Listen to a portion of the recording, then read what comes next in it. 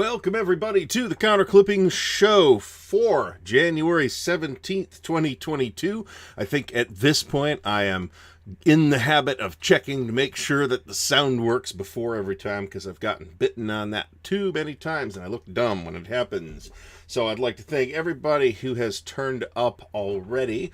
Let me pull some stuff out here and get the stream chat pulled out, which I did not get done in advance, but I do have an actual show itinerary tonight, trying to be more organized. So, what are we drinking? We are drinking Tamnavulin Double Cask. This was a gift from Mr. Fucko.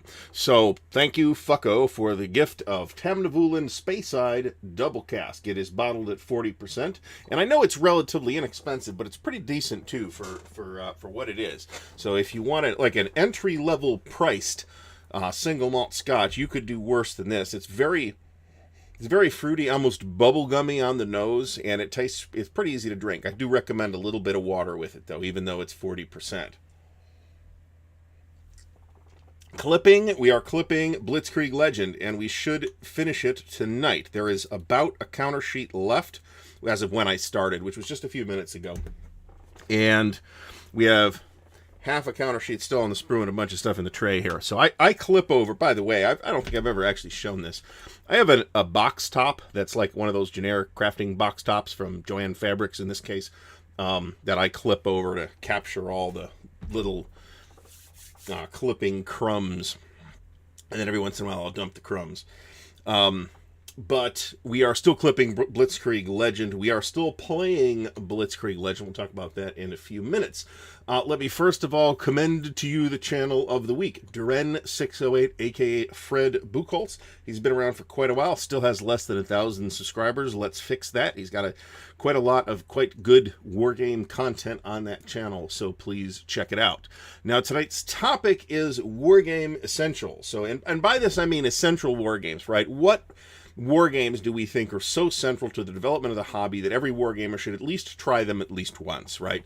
And probably most wargamers are not going to complete that list, whatever that list is said to be. It is, of course, somewhat objective. That goes without saying, but I would like to think about that. And this was sparked by a comment, actually, on my Russia Besieged unboxing video. Somebody said, "Oh, I'm really surprised you've never played Russian Campaign." I'm like, yeah, no, me too. Right, it's something I should have played. Now, there are some, I think, essentials that I have played, but there's more that I haven't, to be completely honest. And we'll talk about my ideas, and we'll get your ideas, too, as we go here. So, before we proceed, let's mention, please do help support the channel. Now, everyone here in the chat has already supporting the channel, right? Because, you know, the first thing to do is to come to these events. Please do subscribe to the channel, thumbs up the video as well. If you'd like to help out more, then please do check out the links in the video description for the Patreon, the merch store, and the Ko-Fi. I actually will have a couple of t-shirts for sale at Winterfest, but not for those who just want to buy them directly from me, but not that many. So I didn't get to lay in as big a supply as I wanted. So I know a couple people asked me, and I'm like, yeah, I can get some on order. And barring delays from spring, which did happen last time I ordered shirts, they should be here in time for Winterfest. So let's say hello to Brant, who managed to be first, John Longshore, Purple Norseman, Carl Crater from the Wargame Bootcamp, Stephen Roberts, H. Tuna, Vince Ree, Paul O'Farrell, John Clark, Bob Moriarty. Bob, I don't recognize your name. If you've been here before, I apologize. If not, welcome. James Whitmer, Agray Day, Michael Schumas, Manders, Ken Porter, Messing Up Rules, Krusty Captain John Keyports, Ray Musselman, Alexander Fontaine Rousseau, Tony's from Tony's Board Life, Joe Perez, Henry Sikorsky, Robert Haight. Robert, I don't recognize your name either. Please do subscribe. Thanks for coming. Joe Wood, Daniel Berger, David Imperato, Mr. Thovote, Chet Bell, Michael Sherman, Thomas Bandy, Sheriff Harry, Dale Brady, William Aarons, Mickey Joof or Youth. Mickey, I'm not sure you've ever told me how to pronounce that, and if you have, then I apologize, because I forgot. Jeff Beeler, Brian Patterson, Rick Cox, William Bird, Jean-Sebastien Roy. Stigler is in the house. Jeffrey Wesovich, Jeff Beeler, if I didn't get you already. Petrulli, Fast Hines, Jason W., Harry Z., Fucko is in the house, Chad Canady, Wade Moore, Scott Blanchett, the Bama retired grunt, Achilles, Charles Pester, Richard D. Fortuna, boy, there's a lot of folks here, Joel, Michael Malin, Aaron Somerville, Doug Sunset, Jose Martinez, all in the house. I think Wardrobe from the Wardrobe Plays World War II channel. I think I got everybody. Hopefully I did. Okay, so we're gonna get into the weeds. I got a couple other things I want to talk about first before we get into the weeds on the topic. One of which is, of course, that we just finished the Armchair Dragoons Digital Convention, or ACDC, as the cool kids are calling it. That was a lot of fun. I did have 4 sessions that I did. We had the OCS boot camp on Friday night. All these videos are now available on the channel, so check them out if you want. The OCS boot camp ran something over 3 hours, and the other 2 ran somewhere between an hour and a half. We had interviews with the folks from Song for War. It's a new company called Invicta Rex. It is a very interesting looking game. Check that video out if you haven't heard about it. I did get a chance to see it on a table at Origins last year, and it looks pretty cool. I was immediately drawn to it, so I was happy. We're already doing this. I had like 2 2-hour teaching sessions at work today where I talked basically nonstop. So if I'm drinking a lot of water, that's why. And then we had a sit down with, technical difficulties ensued, but so Mickey says it's a French surname pronounced Juif. Okay, no problem. We can do that. I may even remember that. Excuse me. Okay, so and yes, as Brant points out, there is a consolidated page of all the streams on the Armchair Dragoons website. The Armchair Dragoons events calendar page specifically is linked in the video description, so check that out if you're interested in any upcoming war game events anywhere, pretty much. And Catastrophe Games, did I mention that? We did a sit down with Tim from Catastrophe Games. They have only a few releases already, but they have a number of very interesting things in the pipeline, so check them out. And then we did the closing happy hour with Brant and Mo, and we talked about not only, how the convention went, but a whole bunch of other stuff as well. And there's a lot of really quality sessions that were held in at the convention, some of which were recorded and you can watch now, and some of which weren't. So Brant fixed that for the future, but that I leave in your capable hands. I guess I have to talk about Grog of the Year, which caught me absolutely flat-footed. I knew it was like happening, but I wasn't paying any attention to it, and I hadn't had the chance to catch Dan's show. So I'm like, people are saying, "Hey, congratulations," and I'm like, What happened?" So I had no idea, which I thought was pretty funny. I am very flattered and honored that this tremendous honor has been conferred upon me by the amazing, gentle hands of Jim Ozarski, and especially thanks to Dan for doing all the legwork on this thing. I was aware it was happening, but I had no idea. So thanks. I paid no attention, and I forgot to give Dan my opinion too. So I didn't even vote. So I had no idea. I can't imagine that one needs an enormous number of votes to be awarded this award. So there's that. I did post the little mini rant video, which was a short 3 or so minute edited excerpt from last week's show, that was a segment that seemed to be drawing a lot of attention. So I thought, the video game people do these little clips, and normally they have people to do it for them. Of course, I don't. I just did it myself. It only took me an hour to pull it out, edit it, and put it into shape and put it back up. But the video did very well. So if I go on on another unhinged bender of a diatribe on something, then I may yank that I'm not totally embarrassed by. I may yank that out as a separate little video as well, so people can get their little gist and taste of the counter clipping show without necessarily having to tune in for the entire 2-hour show. So Wardrobe, no, I don't know if we converted anybody new, but we did have some people in there who were, trying to learn OCS, and that is the kind of the audience to which it was aimed. I'll talk about this a little later, but I am still working on the OCS tutorial video series. I didn't make as much progress this week as I wanted, but I didn't make zero progress either, so that's good. Let me go through the comments, and then I'm going to talk for a couple minutes about dice towers. Vince Ree points out that Compass Games' reprint of Third World War, the Frank Chadwick GDW Classic, has just hit Kickstarter, so it is probably a matter of a few weeks that it ships. I have that on pre-order. I am super duper excited about that. Having played the original game, I am pretty sure we will manage to get that to a table as well. John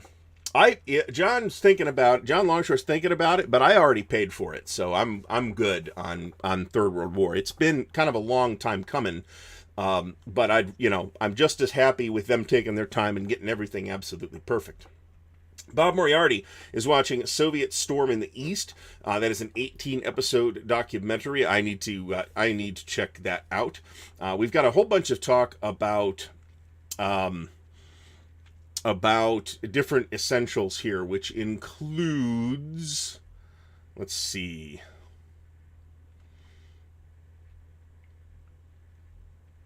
nobody's mentioned anything yet, but I saw Wooden Ships and Iron Men and Third Reich. Wooden Ships and Iron Men actually wasn't on my list, and it probably should be, but Third Reich was. We got a fair amount of snow, too. We didn't get as much as Northeast Ohio, which, of course, I have a lot of friends in Northeast Ohio. They got more snow than we did. We got about 5 inches, as far as I can tell, which, I kind of measured with the finger test outside on the car. So that's not like what the weatherman said, but there was about 5 inches of accumulation here. We may have gotten more snow than that, and it is actually snowing more right now. So by morning, we might be completely buried. Roger Hemisath suggests Road to the Rhine, the is that from GDW or People's Wargames? I could picture the box in my head. I've handled it, but the box is the same flat style box that both GDW and People's Wargames used. I'm remembering it as a GDW game, but that might not be right. Panzer Blitz was mentioned. That's on my list. Stigler, good call. I did not put Flat Top on my list. It totally should be. A hidden movement game should be in that list. And some of mine are like families. And again, we'll get to that. So, I think Jim Ozarski is the perfect Grog of the year because he's super, super groggy. Look at that facial hair, and he's got the hats and everything to prove it. On the other hand, I've got the fancy dice tower, and we'll talk about that in a second. Wooden Ships and Iron Men is also a good selection, by the way. So, I had built a cardboard dice tower years and years and years ago, and I have no idea what happened to that thing. But remembering how relatively easy that was, a couple of years ago, we had like a craft Christmas. That was one of my wife's bright ideas, where we would craft something for everybody for Christmas, and that's a giant pain in the dick, let me tell you.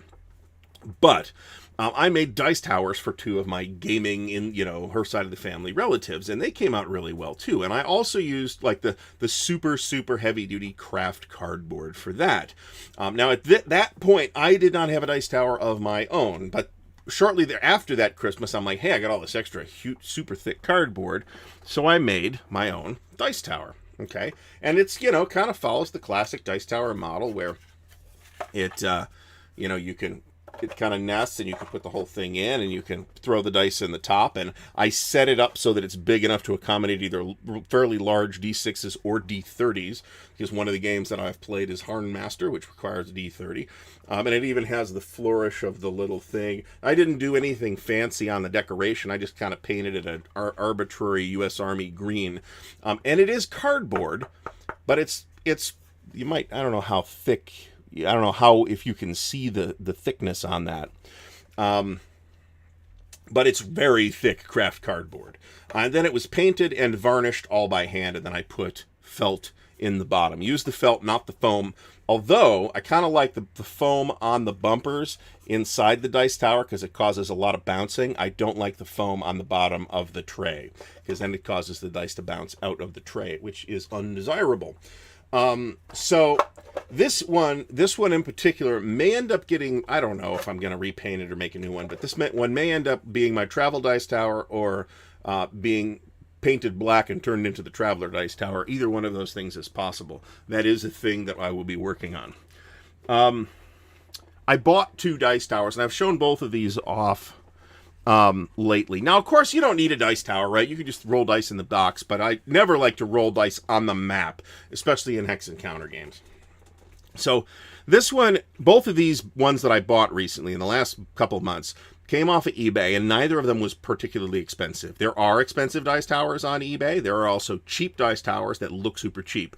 Both of these were under $30, you know, not including shipping. And they're both fairly nice. This one is actually made out of cedar. Construction, I don't know if you can see this. There's a number of gaps here. It's glued together. So the construction isn't really that good, but it is cedar, so it smells great. And yep, smells great. And it was like $26. And it's got, you know, it's felt lined and everything, and it's fairly nice. So I'm pretty happy with that. The other one was actually made out of walnut, and I've shown this one off too, and this was $26. It's got a nice slim profile. The design is such that that's the bottom of the tower, right? So the design is such that I feel like it's a little prone to tipping this way, but I haven't actually seen that happen yet. It is not lined with felt or anything like that. I may do that myself, but, you know, I also kind of don't want to blow the nice walnut finish. The edges could have used a little bit of extra, the corners, I should say, could have used just a little bit of extra sanding, and I may do that, but then again, I might have to then refinish it, which I am disinclined to do. This was like $28 or $29. So these are really nice. They're made by a guy in Ohio who often, but not all the time, has dice towers up on eBay. So if you're in the market for a really nice heavy dice tower, find this guy. So the next dice tower I made, it was made out of 1/4-inch plywood, and that is this thing. It is all wood, and it is very large, and the size was dictated by the size of the hobby plywood planks that I bought, and it ended up needing quite a lot of. This was the only thing that I used a power tool on, by the way. I used the belt sander to just kind of smooth this whole thing out.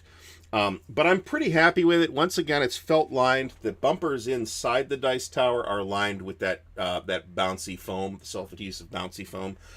So I'm really happy with this as like a, you know, and it fits really tight in the tray too. And all of them are built to nest. And then recently, I bought these basswood sheets from Amazon. I got like a pack of like 10 of them or 12 of them or something like that for like $10, and they're about the same thickness as this cardboard, but they don't crush like there's one of these. This has like a little bit of crushing on this corner here. It's not a big deal, but the wood won't do that. It might crack though, and that turned into this, which is not exactly perfect, but it's also not terrible. It's got a huge tray. I'm not entirely pleased with it. So in the wake of this, I actually started working on a pattern for dice towers, which I will make available generally when it's ready to go. And therefore, once I'm going to, actually make that dice tower and then probably create a pattern for a larger dice tower. And then we'll see how that works out. It's going to be the pattern is going to be dependent on the thickness of the material that you use, whether it's cardboard or wood or whatever. So that has to be kind of figured in to the dimensions. There are all kinds of fancy dice towers that you can go buy. You can spend literally as much as you want, but I am not. Well, the idea was to make a tiny one. Actually, that was going to be the and I might still use it. There's nothing wrong with it. I might take that to the over to the OCS game and just leave it there and not feel particularly bad about it. So the pattern will be released once I've proofed it completely. Kyle Reese says he 3D printed a 1.5 foot tall Lord of the Rings Dark Tower dice tower. That sounds awesome. I would love to see a picture of that. So, Brian Gash, welcome back to the stream. I told you we always ramble a bit, right? We're gonna get to the topic. I'm not in a hurry. We're gonna have tons and tons and tons of time. The dice tower we are using at the War in the Desert game currently is a Lego dice tower. Not crazy about it, actually. It keeps falling apart when I pick it up. That's kind of my problem with it. But there's not much of a problem. I like to have a dice tower. It feels nicer to roll the dice in the dice tower, and it also, keeps the dice from rolling onto the map normally and disturbing the pieces.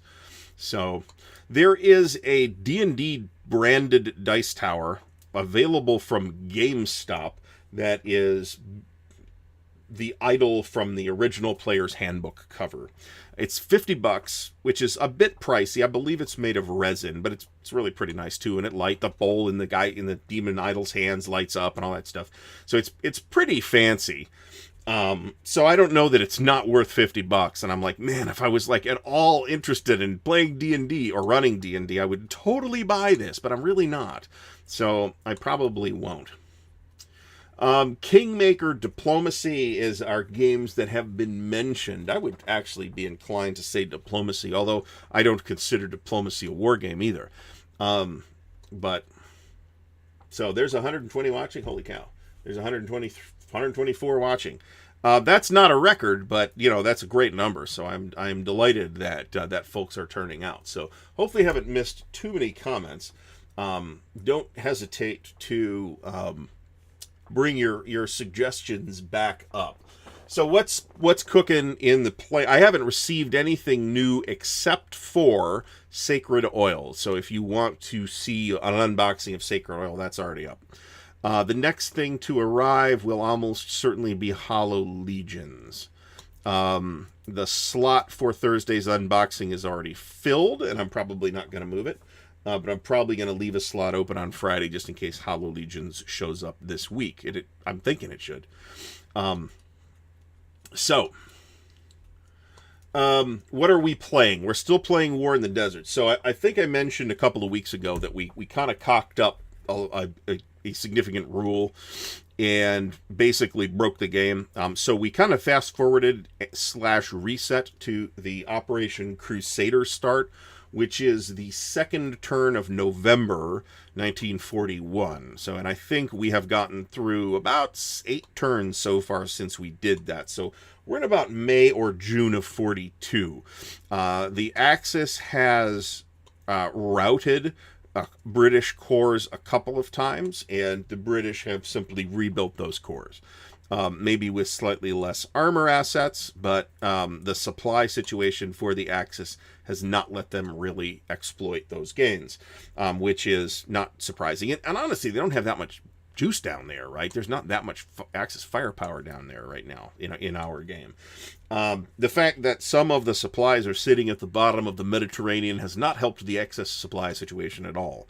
But it's we're having fun with it.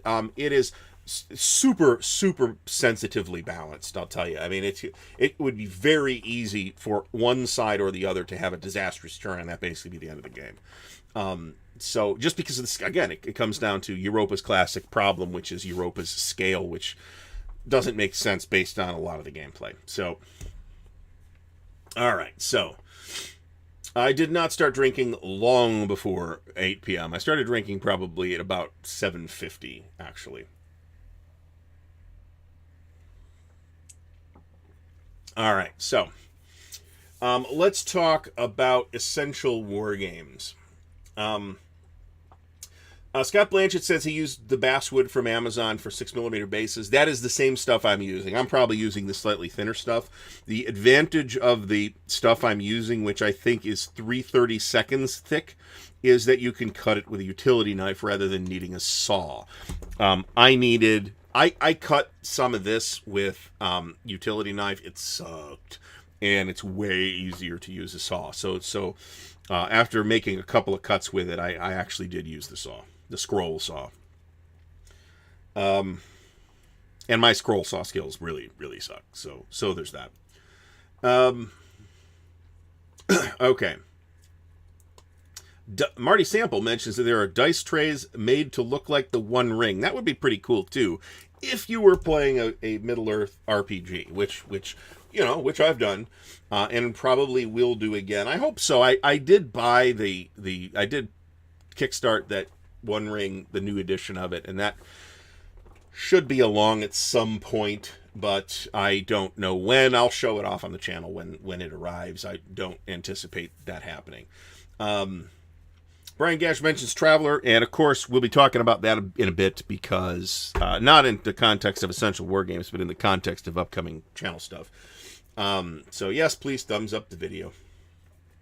All right, so, and I have now been informed that we anticipate the arrival of Hollow Legions tomorrow. Perfidious Albion says the Crown of Roses seems to be a viable replacement for Kingmaker. I agree, with some caveats. I'll get to that in a second. But he also, somebody is reprinting / updating Kingmaker, and I've heard conflicting reports on that, and I've talked to people who may be involved. I don't know if the current project involves those people or not.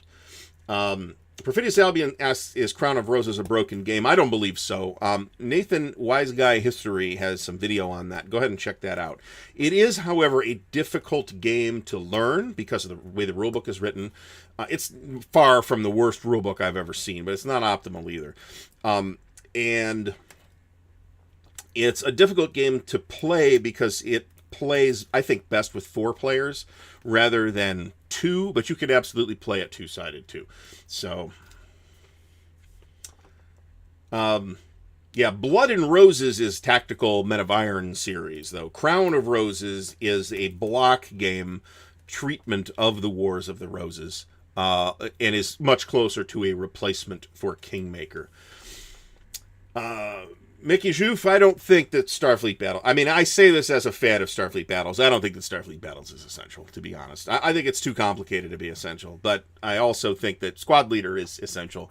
But Squad Leader is World War II, right? And rather than... And something I noticed is that a lot of my list, which I'll start going through in a minute here, is World War II, very World War II centric. Now, there's reasons for that, but... I'd like it to be less World War II centric. All right, so let's see here. Let's just start with 1st Panzer. I found my flush cutters. These are flush cutters. They're pretty cheap on Amazon. The miniatures people use these. They can give you a nice clear cut, and I used those to bust a lot of these, but not the ones I just took out of the sheet, and that did help a little bit. Michael Malin says, is the Greatest Day Gold Juno and Sword on the list? No, it's too new to be considered essential. It's also pretty hard to play, not because it's complicated. It's actually, plays very cleanly, but it's really big. But there are also a huge number of scenarios that you could play with that too. So here's my list. Stigler's going off here. I'm trying to locate what Stigler is going off. Brant has taken off. Thanks for coming by. Ye Old Geezer Gamer, thanks for coming by. He just uses the box lid. It's fine to do that. I don't like to do that, especially because we're, a lot of times for us, table space is at a premium. Doug Sunset says that if any World War I air game is essential, he thinks it would be Ace of Aces. That's an interesting stipulation, and I am not inclined to argue with that, but I think there are people who would say that Fight in the Skies or Dawn Patrol would be the essential World War, or even Blue Max maybe, World War I air game. But I think I'd be willing to give it to Ace of Aces, personally. Marty Sample mentions War of the Ring. I assume you're talking about the current big fancy edition, which I haven't played, but I played the last edition back when I thought it was from Fantasy Flight. And that was great. I loved that game. That's a fantastic game. Okay, so the one, the game that started my list was the game that sparked the topic in the first place, which is Russian Campaign, right? Russian Campaign is literally still with us, right? We have, people still playing old Avalon Hill or even Jedco copies of Russian Campaign. Plus, we have, no less than, there's a couple new versions of it out in various forms. one of which is Russia Besieged. Plus, we have 2 actual reprints of Russian campaign coming. One very soon from Compass, which is the Jedko reprint version, and one which is a cleaned up 5th edition, or whatever version it is, and that's from GMT, but that's been on the GMT, it's almost ready list for quite a long time at this point. There are some folks who don't think that will ever come out. I think it will, but I think it's probably become hard to coordinate given the situation of who's doing it. So that's maybe an issue.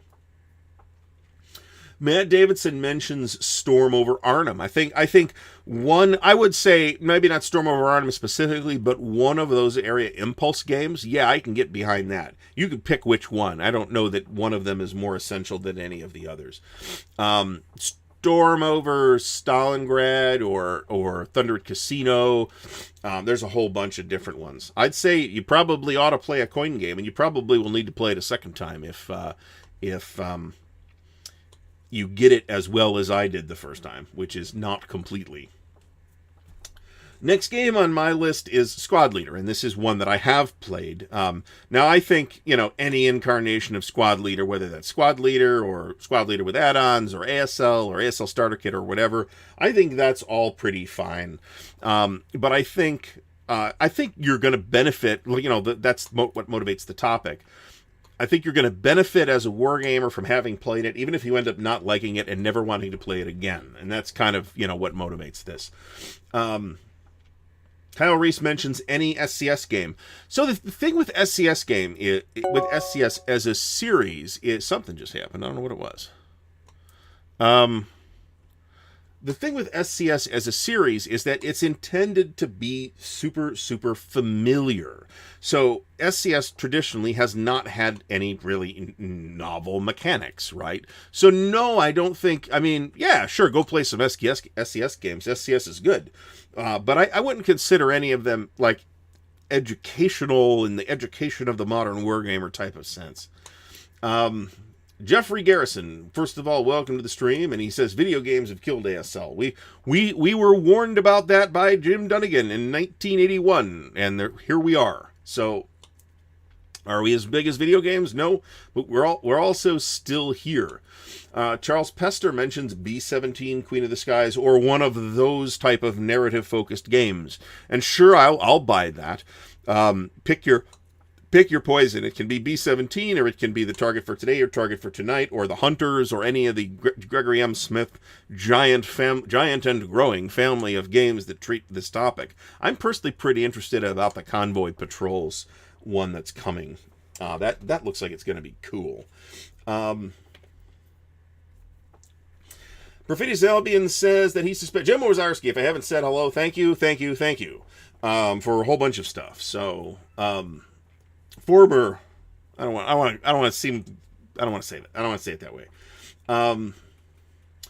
So on my list of, some of these, let me get to I'll get to the Battle of the Bulge. Okay. Next on my list is Panzer Blitz.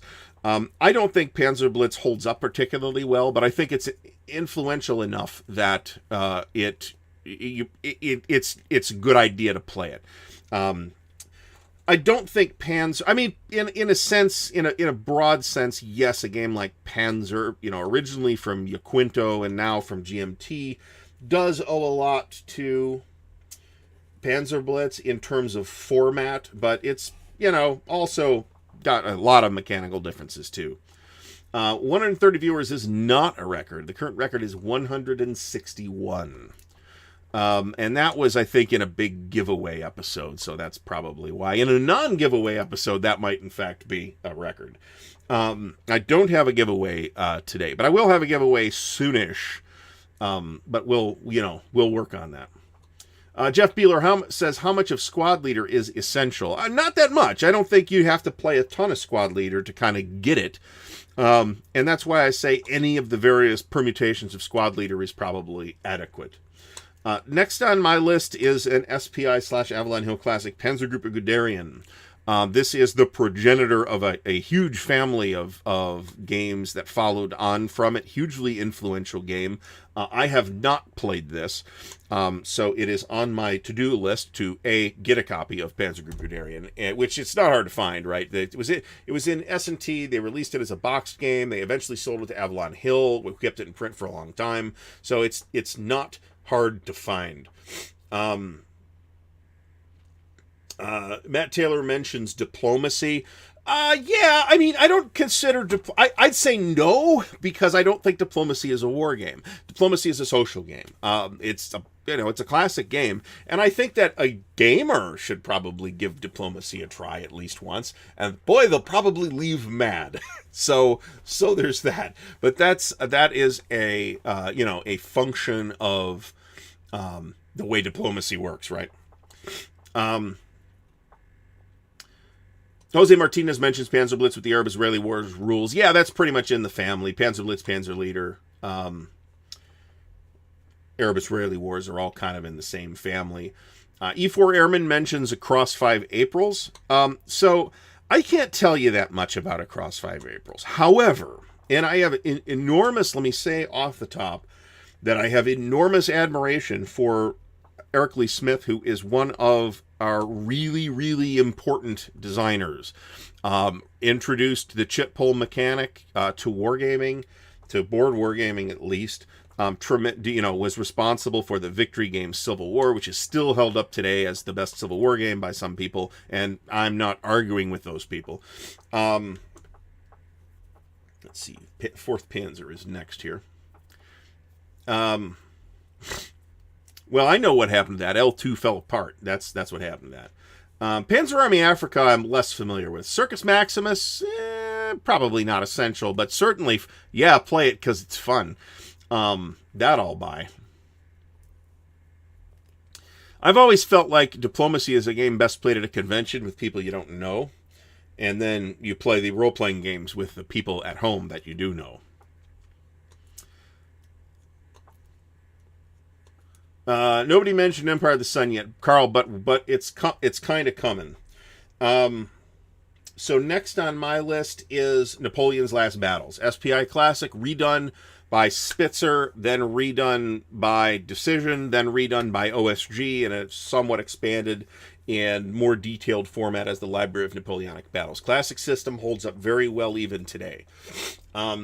The next game is a family, and it's the card-driven games. It's kind of the pure Herman-esque card-driven mechanic. And the games I pulled as examples of this are Paths of Glory, For the People, and Empire of the Sun. For the People and Empire of the Sun are, of course, by Mark Herman, and For the People is kind of the first flowering of, I think, maybe this isn't really true. It's not the first card-driven game, but it's kind of the first time we saw like the full mechanic of the classic card-driven mechanic in its original incarnation from Avalon Hill. Paths of Glory is, of course, a Ted Racer game. It's a fantastic game, blah, blah, blah. And it's another one of those where the point is, yeah, you should play one of these, but you should play one of these because they're also two-player games, right? If you add the multiplayer aspect like you get in the Napoleonic Wars, which is a fantastic game, then it's a very different experience. And I think the experience that I would take away from the Napoleonic Wars is the multiplayer part of it rather than the card-driven part of it, which you will take away from the games that I mentioned, Paths of Glory, For the People, or Empire of the Sun. Purple Norseman, first of all, welcome back, mentions SPQR. Yeah, really, any Great Battles of History game, I think, is a good inclusion as well. My next one on the list is Third Reich, the Avalon Hill Third Reich. And this is not a family recommendation, right? This is, not including a World at War or the John Prados Third Reich that Avalanche did or any of that. It's the original Avalon Hill Third Reich, regardless of rules edition. It's a much easier game to play now than it was back in the day. Much easier. You could spreadsheet the bookkeeping part of it for one thing, but you don't even need to do that. It's much less crufted up.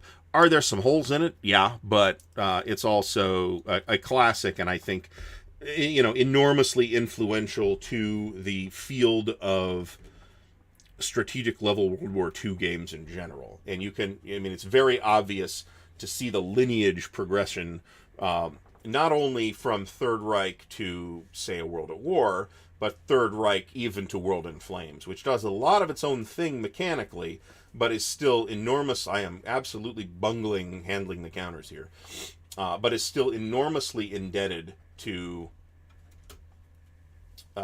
Third Reich. So, and also okay, I see the difference. There's a 2nd Panzer green and a 3rd Panzer green, and they're very similar, but 2nd Panzer green has a white stripe on it. All right.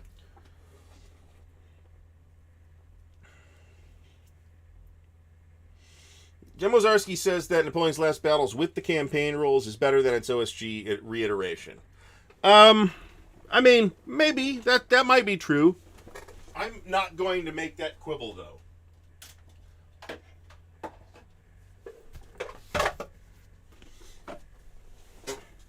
I am going to turn a fan on because I get hot when I talk nonstop. So, all right. Next is 8th Panzer, right? 7th Panzer's next. Terrible Swift Sword is big and hard to play, though, because of its size. So if you're going to recommend Terrible Swift Sword, then I would say, and any of the old SPI Great Battles of the American Civil War games, it doesn't have to be Terrible Swift Sword. It could just as easily be something like Cedar Mountain. And Cedar Mountain's easy to get. Some of the other ones are less easy. Like Drive on Washington, I don't see particularly cheap.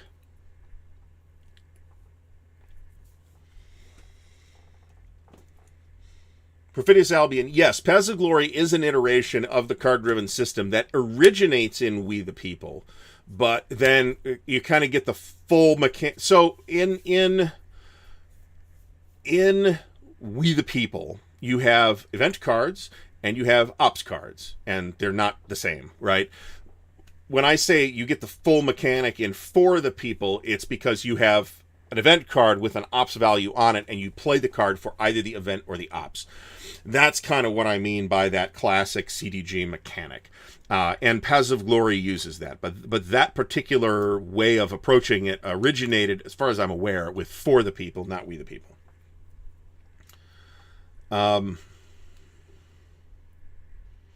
Peter Bergs mentions Whistling Death. That's that Clash of Arms system. That actually looks fairly interesting now that I've not really looked at it, but I've at least stuck my nose into it a little bit, and it actually looks pretty neat.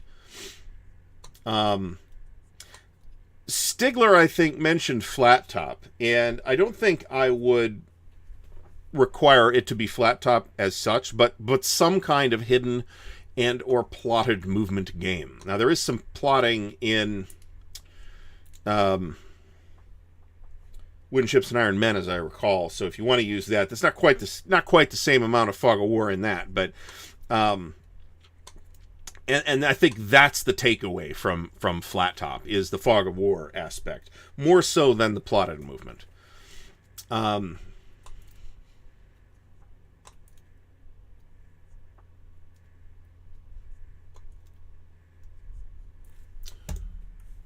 Looking for...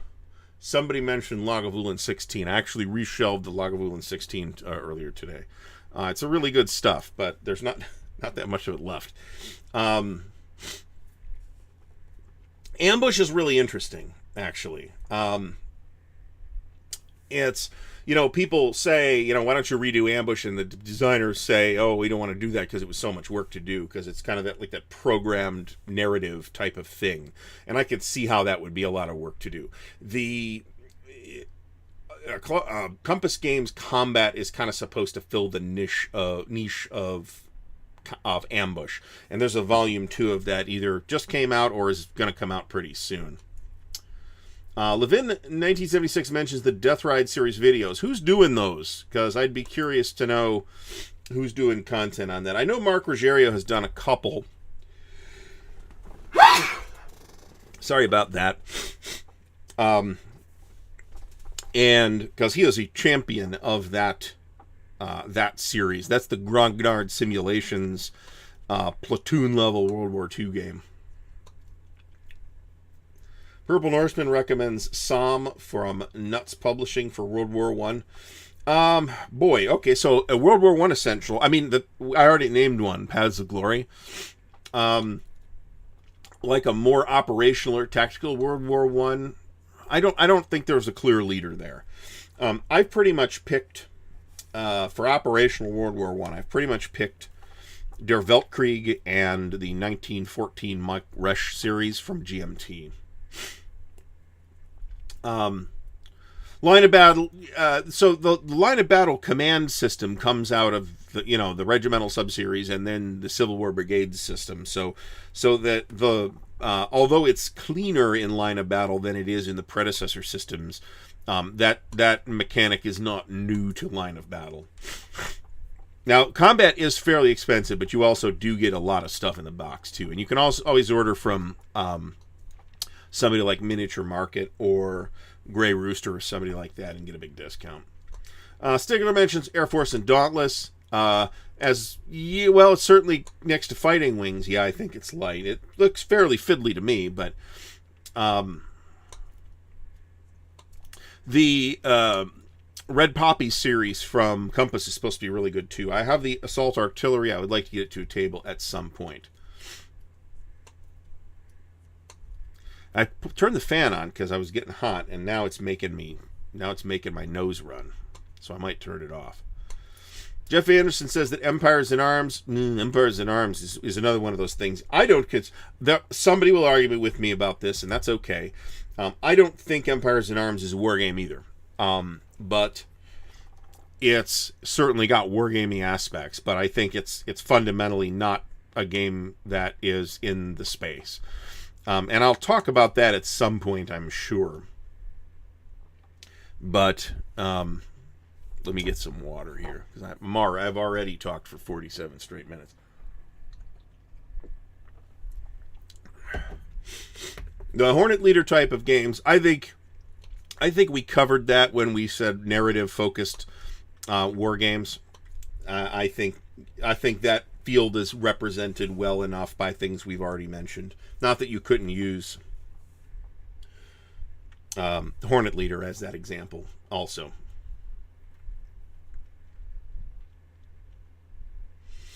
Jim Ozarski says that if I include Empires in Arms in this list, he's really going to need to see my definition. Which list are we talking about? The list of essential war games? I mean, I would think that you would be all over Empires in Arms as an essential war game. It's another one that you're reluctant to include because it's big and hard to play, right? Because it's at its best as a multiplayer game. Yeah, I wouldn't recommend To the Greenfields Beyond as essential. I mean, not that it's not playable, it is, but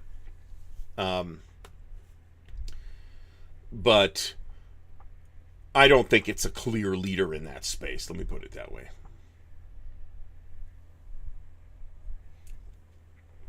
As a Napoleonic game, I went with Napoleon's Last Battles. Karatakis says that the best war game he bought in the last 2 years is This War Without an Enemy, English Civil War. That game got a fair amount of attention, I think. So, I don't know. I think I don't know that it's that under the radar. And I think it got nominated for awards, but what does that mean? There was award nominees that nobody ever heard of.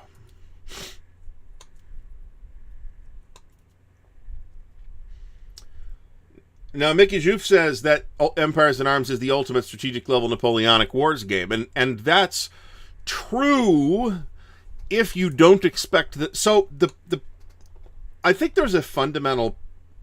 This is not really a problem as such. It's a feature of multiplayer Napoleonic war games. This is true of Empires in Arms. It is true of the Napoleonic Wars, and it is even true of War and Peace if you play it in multiplayer. With the campaign, is that it tends to be wildly ahistorical. So in that sense, and to me that is, again, it's not a problem. It's just that it's a feature of those games, because if you try to present the topic as this multipolar topic, then you have to give all the different factions equal agency, and the fact is they did not have equal agency historically. So I would agree with Mickey's statement that Empires in Arms is the ultimate strategic level Napoleonic Wars game. That's true. On the other hand, I don't consider it a war game, because I think it is, again, like diplomacy, it is mostly a social game. It's mostly about the diplomacy aspect, as opposed to being about the war aspect. And the special powers tend, I'm trying to figure out what I'm doing next here, tend to make it feel a little bit like Cosmic Encounter.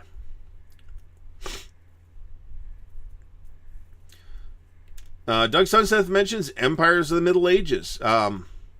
Yeah, he's right. That's a very... I mean, who was that a Dunnigan design? It may have been. I'm not going to stop and look it up right now. Joe Okabayashi says every wargamer should play Tactics or Tactics 2 at least once to experience the beginnings. I totally disagree. I don't think Tactics or Tactics 2 is worth anybody's time now. I think if you want to experience the beginnings, you can go back as far as Panzer Blitz and you'll be fine. Or Bulge 65. I think is a better example. I think Bulge 65 is an early Avalon Hill game that is an example of a thing that actually does hold up reasonably well today. And on my list, this is the last item on my list, is either Bulge 65, or if you want a similar but more modern take on the Bulge, go with Bitterwoods. And Bitterwoods is, as far as I'm aware, still in print from Compass.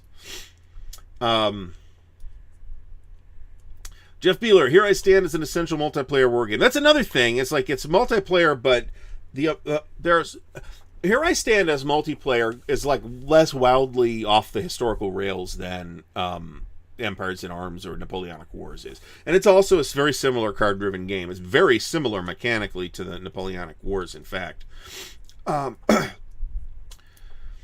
Empires of the Middle Ages, I have the decision version. I know that will anger Stigler very much, but it looks fine. I don't think...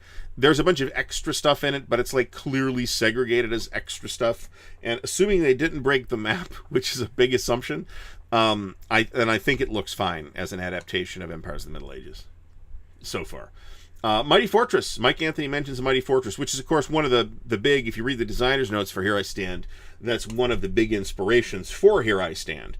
And I think everybody kind of agrees that a Mighty Fortress didn't exactly work, though. That's kind of the problem.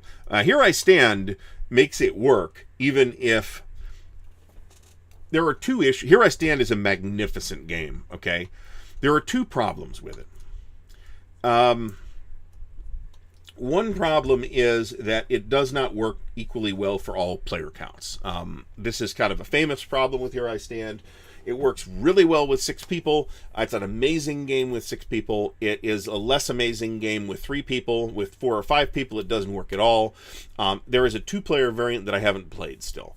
The other problem with Here I Stand is that I personally do not find all of the 6 factions to be equally compelling. I think the papacy and the Protestants are really interesting. I think that the English are pretty interesting. I think the French, the Ottomans, the Ottomans, and the Austrians are fairly dull to play. And to some extent, that is just a just me thing. But I'm always super into playing the Protestants or the papacy, because they got a lot of interesting things to do. There's less to do. Time for Trumpets is another one that I don't want to list as an essential because it's so big. Choice for essential Normandy. Oh, good question. I really like Normandy 44. The Mark Simonich game. The Dark Summer from Ted Racer also looks pretty good. I haven't played that yet. I do have that. There's an unboxing video. Go check that out if you want to. Essential Normandy game, honestly, is probably Breakout Normandy, which we already covered as an area impulse game. I think that's the essential. I think you hit both targets by saying your area impulse game is Breakout Normandy.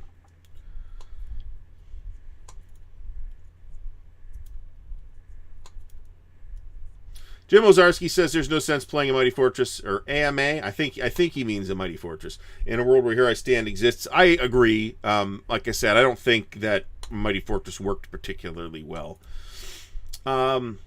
So Carl. That's a really good call.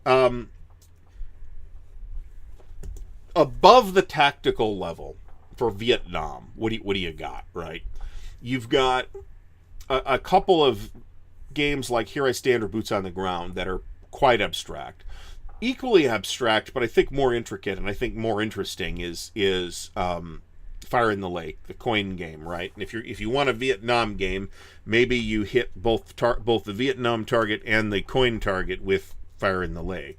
But if you want a look at more at the operational level of Vietnam, then there is until Pat Mullen's operational Vietnam games start coming out, and there's more, there's a few of those, which will be great. Vietnam 65 to 75 is the one-stop shop for that. I don't know if I'd consider it essential or not, but boy, I mean, I can't stop recommending Great Campaigns of the American Civil War, right?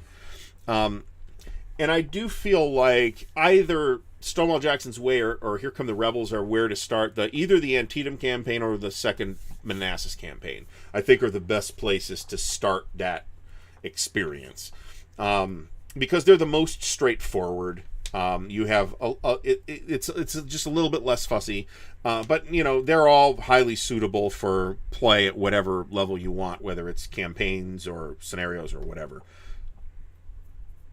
So, we do have 6th Panzer that I somehow managed to miss until right now. Simonich Zachbahn series for World War II. I mean, I like those games a lot, but I don't know that I'd consider them essential. I really like Holland 44. If you want a market garden game, I can't recommend a market garden game that doesn't have a huge footprint and take a million years to play. I can't recommend Holland 44 highly enough. I do think it is better than the old Hell's Highway. It is certainly a lot easier to play.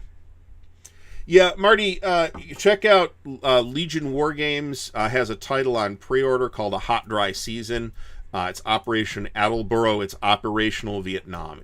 There's some playthrough of it on the channel, so watch that if you want a sense of it with Patrick, the designer. I really, really, really liked it, and highly recommend it. So and I haven't talked about it in a long time, so maybe I should mention it. But yeah, highly recommended by me. I enjoyed it a lot. I really liked Pat's way of handling the hidden information, and it plays and works really well. Doug Sunsets mentions Twilight Imperium for sci-fi. Is Twilight Imperium a war game? I think, yeah, probably. It's kind of one of those, yeah, probably, reluctantly type of things. I think it probably is. Certainly, I don't feel that there's any value in arguing about it with people. Essential North African campaign, frankly, is Africa Corps. Or if you like, the African campaign. Or if you like SCS Africa. And again, I'm staying away from the new big North Africa game just because of size. And John's right. I don't think any game that's been released in the last couple of years is maybe not... We don't have quite enough perspective on it to list it as essential, no matter how important it might seem. Doug says that Twilight Imperium is absolutely a war game. So, I've actually played 3 different editions of Twilight Imperium. I played the 1st edition, the 2nd edition, and the 3rd edition, and I haven't played the 4th yet. I will at some point. I really do like Twilight Imperium. The problem is that it's huge. It takes a long time to play. You really need 6 people. So I only actually get to play Twilight Imperium like every 5 years. That's damned unfortunate. We actually have a Twilight Imperium group that meets here in Columbus, which I have never gone to one of their sessions, but I will at some point. And to me, the game has drifted farther and farther away from Wargames mechanically over the course of its lifetime. That is a fully semantic point that is probably not important in any way. BWK mentions Imperium Romanum 2, or really any... I wouldn't call that essential. That's more along the lines of what Doug pointed out, Empires of the Middle Ages, where there's really nothing else quite like that. That's absolutely true. Off the Field mentions Crusade and Revolution for Spanish Civil War. Yeah, I'd agree with that. I'd say I can't think of a better game for Spanish Civil War. Let me put it that way. Harry Z mentioned Essential Block Game. That's actually a really good call. I'd say the Essential Block Game is probably the original Napoleon from Columbia Games, though. If not Quebec 1763 or whatever that's called, which was, I think, their first block game. Of course, that mechanic came from Columbia Games. And I think Tom Douglas doesn't get enough credit as a hugely influential designer for it these days, which I have ranted about in the past. We're not going to have a rant today, I swear. The Dark Valley is an excellent game. I highly, highly recommend it if you get the chance to play it. But it is also, again, I wouldn't call it essential because it's as big as it is. So it's kind of a project to play more so than something like Russian Campaign, which you can play in a long day. Commands and Colors, I don't think Commands and Colors is essential. Certainly it's fun to play. It's easy to teach. It's an excellent introductory game. It has, a lot of uses. And, one of the things, so you don't see, the new webcam came in, okay? So I am going to, I don't want to disrupt shit that was already in the works. So I'm going to set it up after the stream with Dan tomorrow, okay? Or meaning probably Wednesday. But you're going to see a different camera angle. It won't be radically different, but you're going to see a slightly different camera angle after that. And one of the things that I have had kind of piling up here at my feet and along the bottom of the bookcase, which you can't ever really see because I'm fat and in the way, is the giant pile of rubbish that has been accumulating down there, which I have literally just started to clean up in the last couple of days in preparation for, a revised camera angle. So the new webcam will allow me to do a lot more things like changing the field and all that stuff. So I'm looking forward to getting it started. So thank you, patrons, for helping fund the relative. So this webcam costs over twice what this webcam cost. So let me put it that way. I think I paid more for this webcam when I bought it. I think it was more expensive at the time. BWK Essential Solitaire, I think that's covered by the narrative solitaire games that we talked about earlier, your B-17s, the Hunters, that kind of stuff. Really, any one of those classic Columbia Games block games kind of fits the niche of essential block game, though.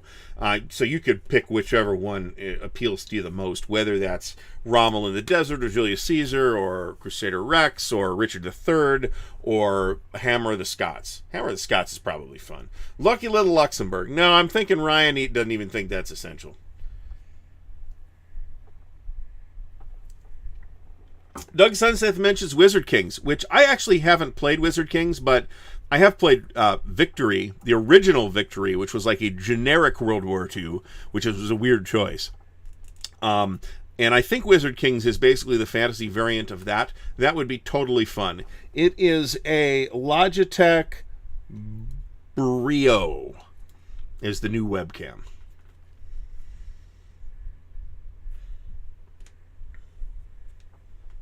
No, these are generics. Poop. So I'm not sure what these folks that are like putting random stuff in the chat are here for. I haven't thrown anybody out yet, and as long as it doesn't prove disruptive, I won't, but I don't know what... thank you, John. I wasn't going to bother doing that, but if you want to delete, if somebody with an obviously gibberish name posts obvious gibberish, be my guest.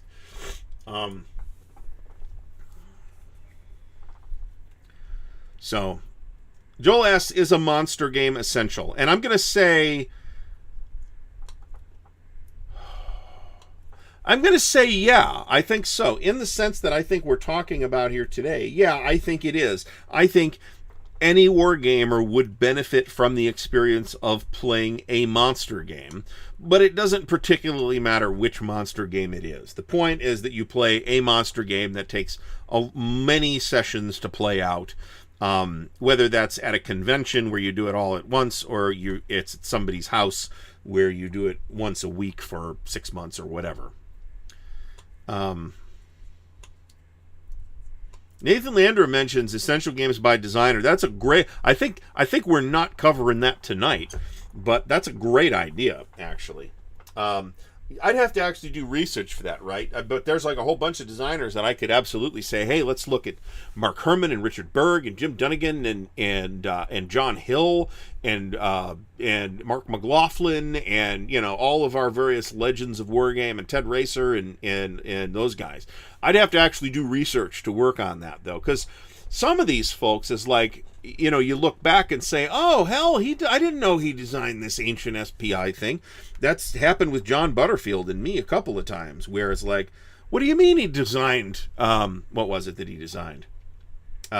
Freedom in the Galaxy. I'm like, that's a John Butterfield game? Really? Wow, okay.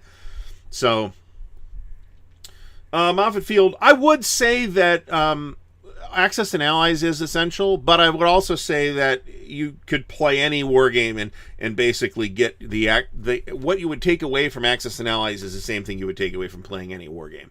War Room, Larry Harris is the original designer of Access and Allies, which is originally a game with counters, by the way, and not fancy pieces. But I mean, definitely not essential. I haven't played War Room. I can always say that I think it's too recent to be considered for this topic. A lot of Ben Madison's games are actually too recent to be considered for this topic. But a lot of Ben Madison's games are States of Siege model games. And sure, as a solitaire game, you should actually play a States of Siege game. I'll buy that. Atlantic Chase, too new. That said, I feel like Atlantic Chase is going to have a very big impact over the next 10 years. I think that's the first in the Intercept series. I predict that there will be more games in that series, that they will be very, well received, and that there will be other designers that use some of those same ideas.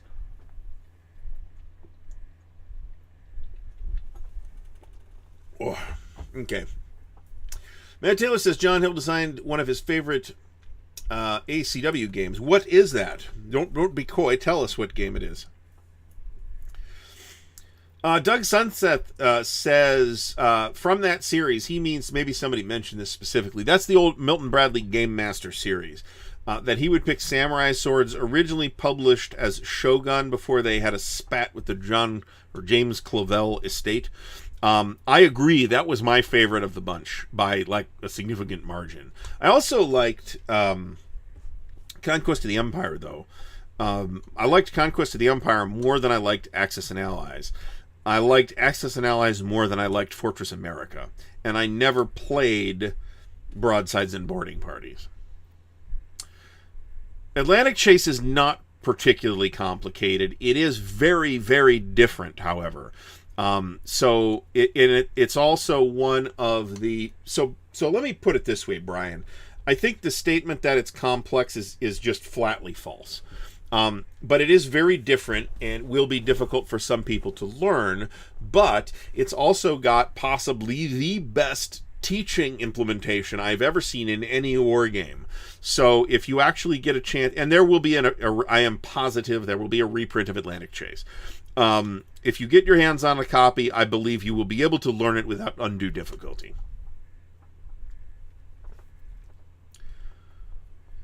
Perfidious Albion says, I believe that's correct. I think John Hill did do Johnny Reb, but that's a miniatures rule set. So I don't, I don't want to be dismissive of the nice miniatures folks, but I'm going to be dismissive of the nice miniatures folks because I don't do that.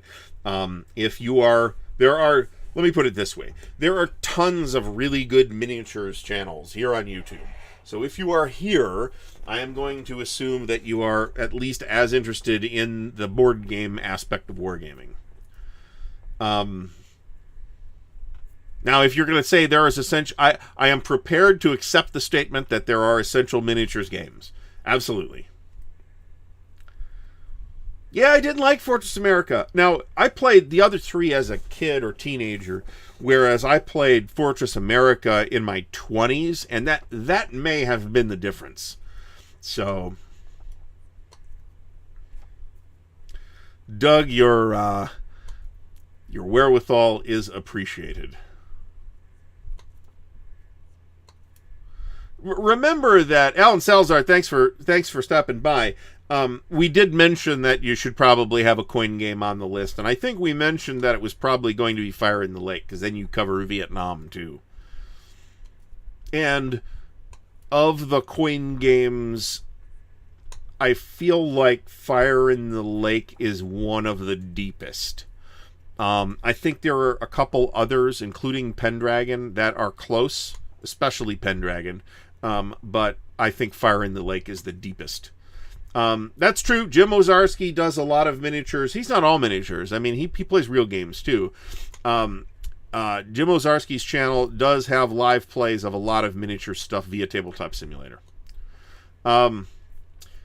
Liberty or Death is one of my top coin games. It's one of my favorite of the coin games. And it's one of, I think, several American Revolution games that I have now. It was the case for a while that I had 0, and then I had Liberty or Death, and now I think I have 2 or 3 other ones. Plus the American Revolution Battles tri-pack from GMT. So a lot of people, Perfidious Albion, a lot of people have very strong, fond memories of Invasion America. I know that. Rob Johnson says Thunder at the Crossroads. That's a really good point. So pretty much pick either a whatever TCS or Civil War Brigade series game. This is, I think, where Dean fits in the picture. Pretty much pick whatever Civil War Brigade series game or TCS game you're interested in and make that your essential entry from Dean. The written orders system there is the defining feature. I would be happily recommend, and I do recommend OCS as well, but that's, those are all big games, and we then have to wrestle with that and talk about, we've got to play small scenarios, blah blah blah, where you may not necessarily get the whole picture. Battletech, yeah, I mean, a lot of people certainly like Battletech. Is Battletech a war game? I would say it is. I also am not a huge fan of Battletech, to be honest. A lot of this, when they were doing like those scenario packs back in the day that were written by Mike Stackpole, the ones I got anyway, were written by Mike Stackpole. Boy, those were good reading. I never enjoyed playing the game nearly as much as I enjoyed reading those scenario books.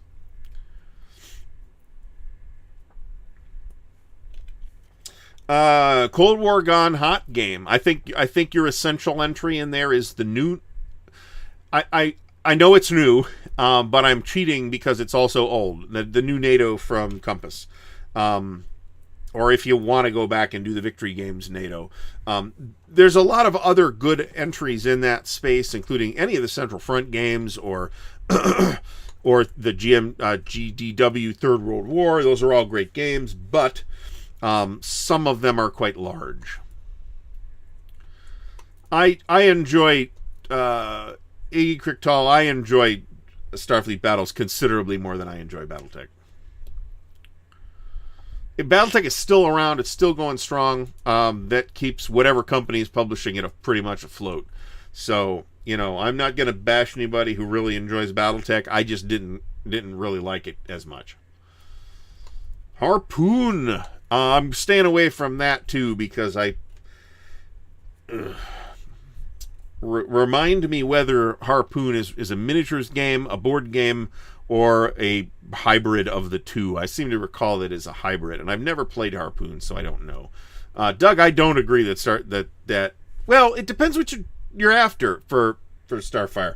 If you're after like the campaign rules, then Starfire did a whole bunch of super interesting stuff. That Starfleet Battles did in the form of Fed and Empire, and that's kind of its own giant project.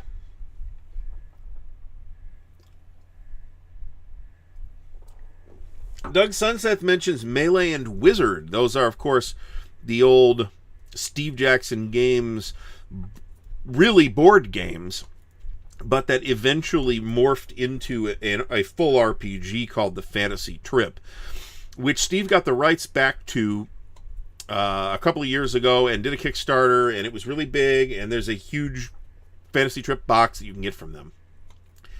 And I'm distracted by Alan Salazar's question. Who asks if Alan's asking what's the essential Jim Dunnigan game. We already mentioned it, Panzer Guderian. That's my opinion. I will say there are a number of other Dunnigan designs that have been mentioned here, and I think there's quite a few Dunnigan designs that you could fairly consider essential.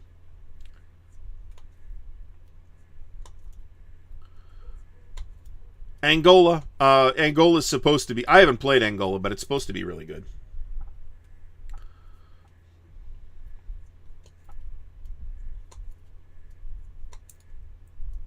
Yeah, that's another good point that Doug brings up. A lot of the scenario narrative material for Starfire was written by David Weber, who later went on to write the Honor Harrington sci-fi novels. And that's why that narrative material is really, really good.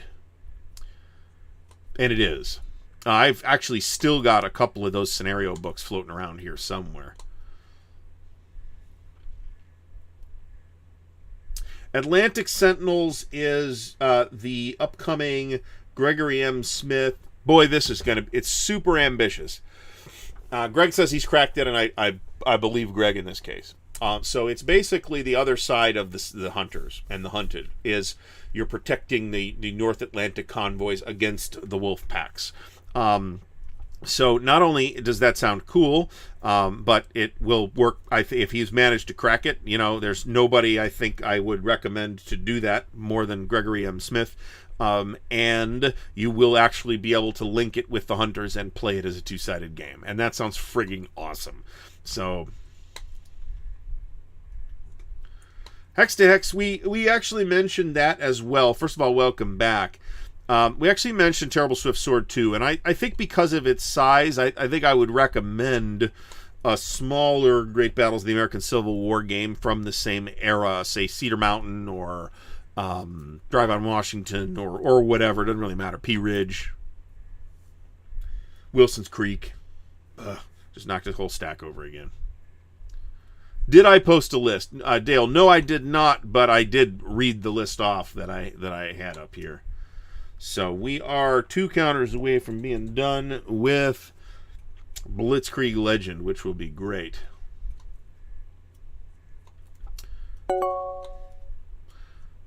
I don't know what that noise is. Unless it's the alerts, but then they're not coming up, and they shouldn't be the alerts. So I don't know what's up with that.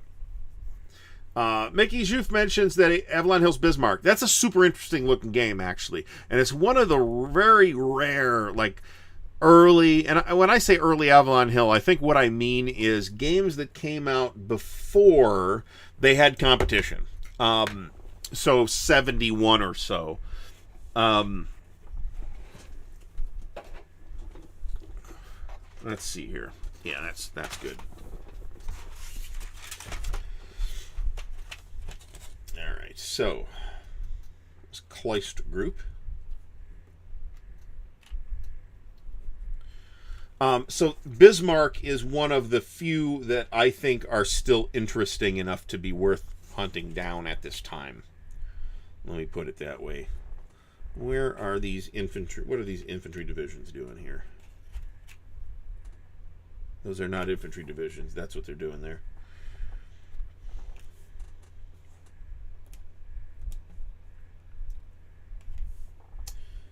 All right.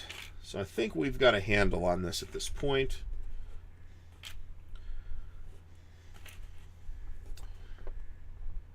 Perfidious Albion says that the problem with OCS is that MMP cannot keep a proper gateway game in print long enough to get new players into the system.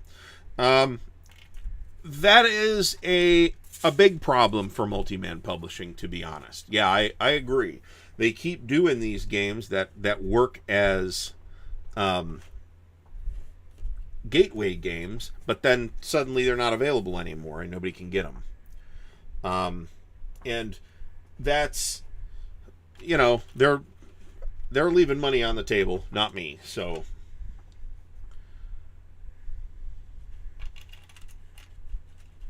Peter Bergs mentions Treble Swift Sword as well. If Perfidious Albion says that he thinks Avalon Hill Bismarck was really influential with the Avalanche Great War at Sea and Second World War at Sea. If that's the case, then it was a big influence on Flat Top as well. So, because those games were hugely influenced by Flat Top. The Second World War at Sea, anyway. I assume Great War at Sea as well, but I'm less familiar with that.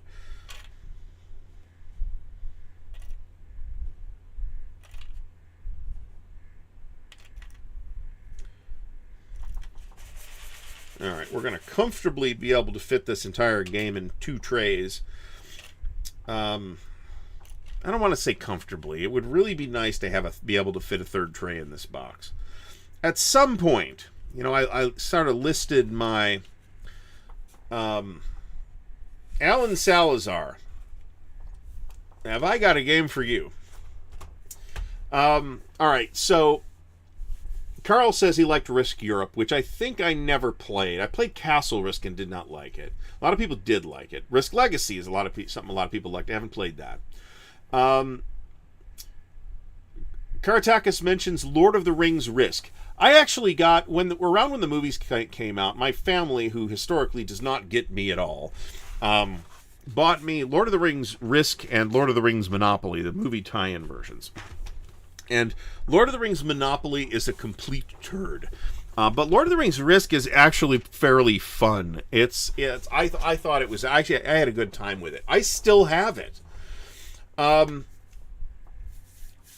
Marty mentions that Smolensk is a good OCS entry-level game, and he's right, and it's still available, but, you know, it will eventually be out of print and hard to find. They have done a pretty good job. Apparently they printed it in a larger quantity, so that's good. Jeff Beeler asks, are essential games necessarily influential war games? No, I don't think they necessarily have to be. If they were, then I think we would have to play Tactics and Tactics 2, and I wouldn't consign anybody to that, not even convicted felons. So, Alan Salazar says that he's in pursuit of the essential Russian Revolution game. Here's my question. Do you mean Russian Revolution or do you mean Russian Civil War? Because if you mean Russian Civil War, then Marty Sample mentions Triumph of Chaos, and that is indeed where I would probably point you at this time. It's a game with a lot of errata. It's basically the Paths of Glory system applied to the Russian Revolution. There's a lot of additional stuff on top of it. Despite the amount of errata, my feeling on it is, and I have been told that it is worth putting up with the errata and just working with it, and that's supposed to be that good of a game. Now, if you are interested in the Russian Revolution, then check out Mike Wilner's upcoming game from Compass called Prelude to Revolution. I have played it. I had an interview with Mike on the channel, so check that out. And then if you're interested in the topic, I enjoyed it tremendously, and I will absolutely be buying that thing. And that is the Russian Revolution, not the Russian Civil War. I also recommend, if you're interested in that topic, to listen to the Revolutions podcast by Mike I forget the guy's last name. But there's a podcast called the Revolutions Podcast. If you Google Revolutions Podcast, it'll come up. Which he has got like seasons on a bunch of different revolutions. He's currently covering the Russian Revolution, and he's on like episode 90 or something like that. Incredibly in-depth treatment of the topic. I am personally on episode like 55 or something like that. But Triumph of Chaos also does look really nice. That's absolutely true.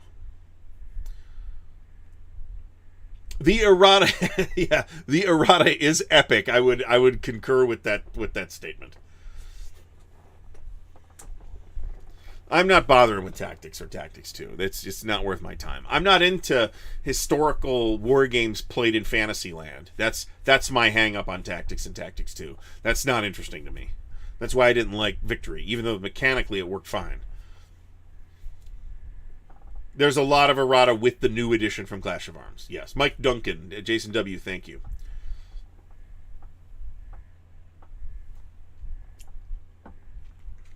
So, very, very good. And I'll be going... I actually started with the Russian Revolution. I'll be going back and listening to the previous revolutions after I finish this.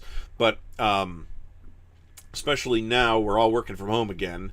Or at least I'm working from home again. So I'm not getting that 45-minute drive, which is my podcast listening time. So I'm not moving through it very quickly. Levin's 1976 says that he got Hanut 1940 yesterday. That's fantastic. That looks good. I haven't had a chance to get it to a table yet. There is, however, a vassal module for it now, so you don't need to physically set it up anymore. I bought 2 of those, actually.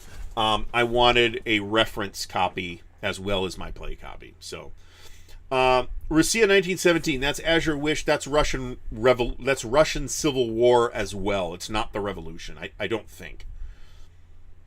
Now, that's the one that I don't have. It's the one game on the Russian Civil War that I don't have. So, don't quote me on any Azure Wish properties.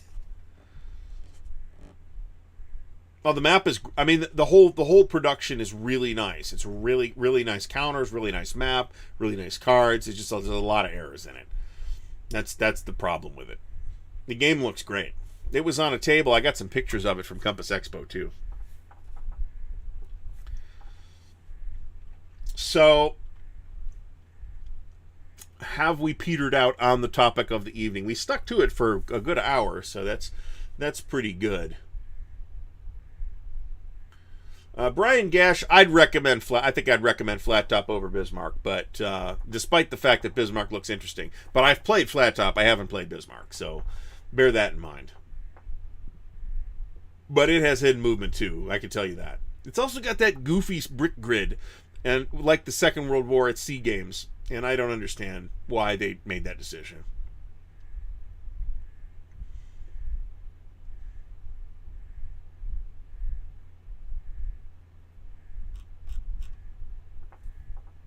No retreat games. I think if you're going to pick any of the no retreat games, it's probably going to be the one that I would recommend to people based on the strength of its reputation is going to be the Russian front one. I have had 3 of them pass through my hands at various times, and the only one that I still have is the Russian front one because I really do think there's something interesting going on there. However, if what you are looking for is a light game, then I don't think No Retreat is it. I think it's actually fairly complicated. But, you know, I have a weird perspective on that. So, John Longshore says, Animals or Wish You Were Here. So, we watched Eternals the other day.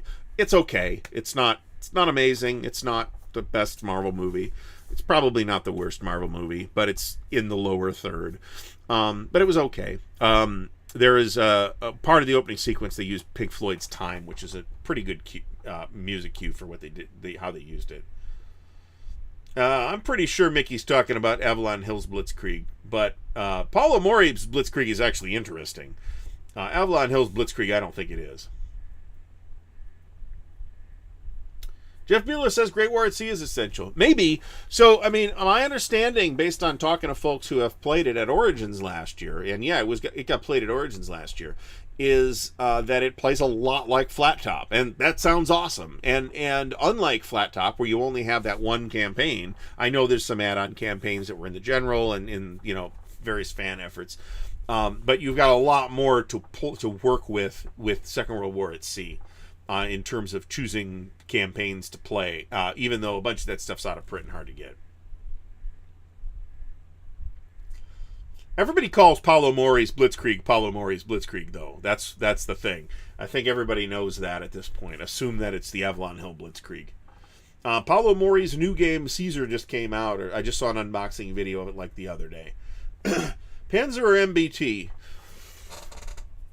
I'm a lot more interested in the topic of World War II than I am in the topic of MBT. So that's an easy choice for me. Bob Moriarty, Great Battles of History. We did mention SPQR before. And I think of the Great Battles of History games, there's a number of variables there that I would say which ones are essential. And I think the where that ends up is SPQR and Great Battles of Alexander, regardless of edition, actually, because the essential battles are in even the early editions.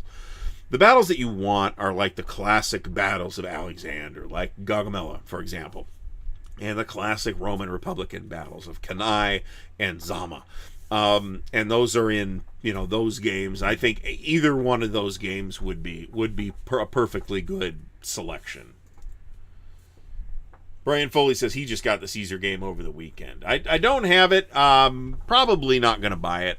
I've got Blitzkrieg, and it actually looks neat, and I'd like to try it at some point.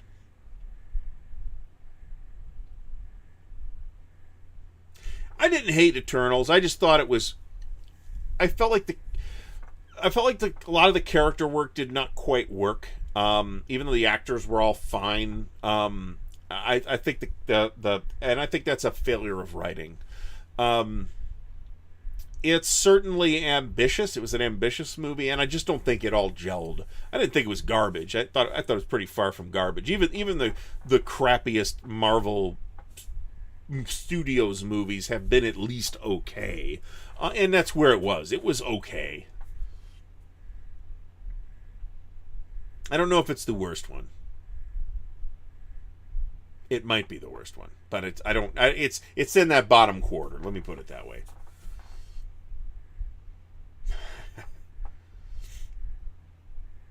I mean, if you're talking about GBOH, then I think you're really brought to GBOH by the Ancients. Tobruk, no. Avalon Hill's Tobruk does not hold up.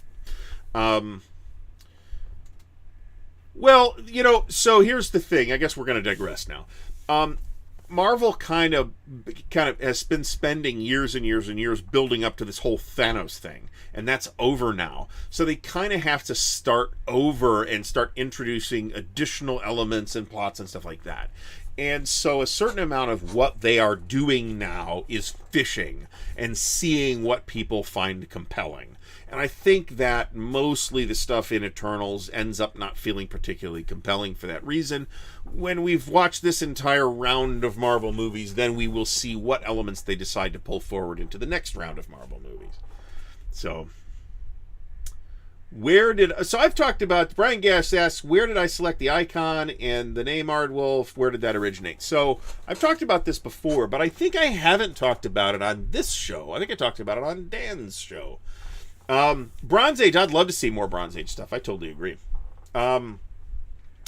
So years and years ago, I wanted like a logo for my website, and I asked a friend of mine to do the logo I kind of told him the guy on a horseback with the axe over his shoulder, which is not Death Dealer, but it's not dissimilar from the Frank Frazetta Death Dealer, right? It's a different pose. It's the design's a little bit different. Joe Freistuhler, he's done some comic book work. He's done a bunch of successful Kickstarters. That's my guy. So hi, Joe, if you're watching, which I'm sure you're not, because Joe's not a wargame guy. None of those guys are wargame guys.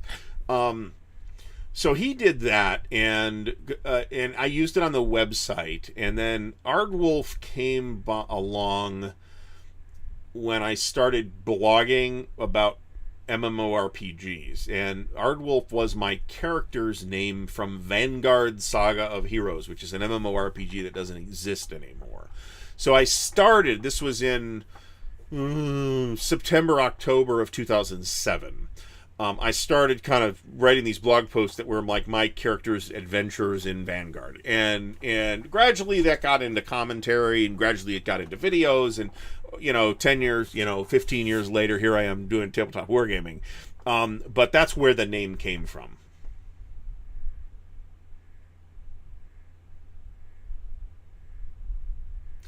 I don't think GBOH is on hold. I know that Mark Herman's working on something, and there are other people who have designed GBOH games besides Richard Berg and Mark Herman.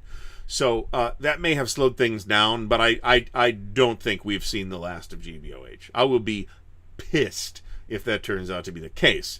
But I was looking at Successors is pretty tempting, I gotta tell you. But if I'm going to get Successors, then I probably want Hannibal 2, and I didn't buy that. So the miniature market thing that tempts me is Eclipse Second Edition, which is a Space 4X Euro. And it exists in a similar space to Twilight Imperium, but is quite different from Twilight Imperium. And it's not available from them right now. And as far as I've seen, it's not even available in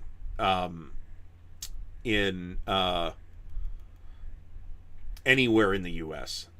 So it is not related to the animal called an Ardwulf. I was super into Anglo-Saxon names at the time, and it's a constructed Anglo-Saxon name that happens to resemble the Ardwulf animal.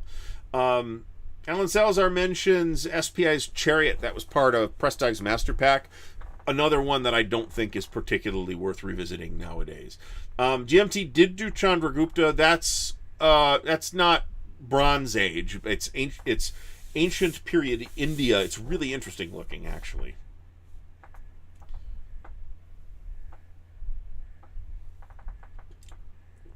A big challenge is documentation on these battles, and I mean, if you read the scenarios in any GBOH game that Richard Berg did, you'll get a sense of, the sources didn't really tell me a lot about this, so I kind of had to fitch this and fudge this and all that. Battle of Kadesh, yeah, that's in Chariots of Fire. So yeah, I mean, there's a whole bunch of I mean, we're talking super duper ancients at that point, right? But I've heard really good things about the new edition of Eclipse. MSRP is like $250. It's really expensive, which means I'm buying it at a discount, which means Miniature Market or Cool Stuff, and neither of them has had it in stock. It's listed on Miniature Market as being out of stock. It is not even listed at Cool Stuff. If I never get it, I never get it. I'm not going to go pay $500 for it, that's for sure. So between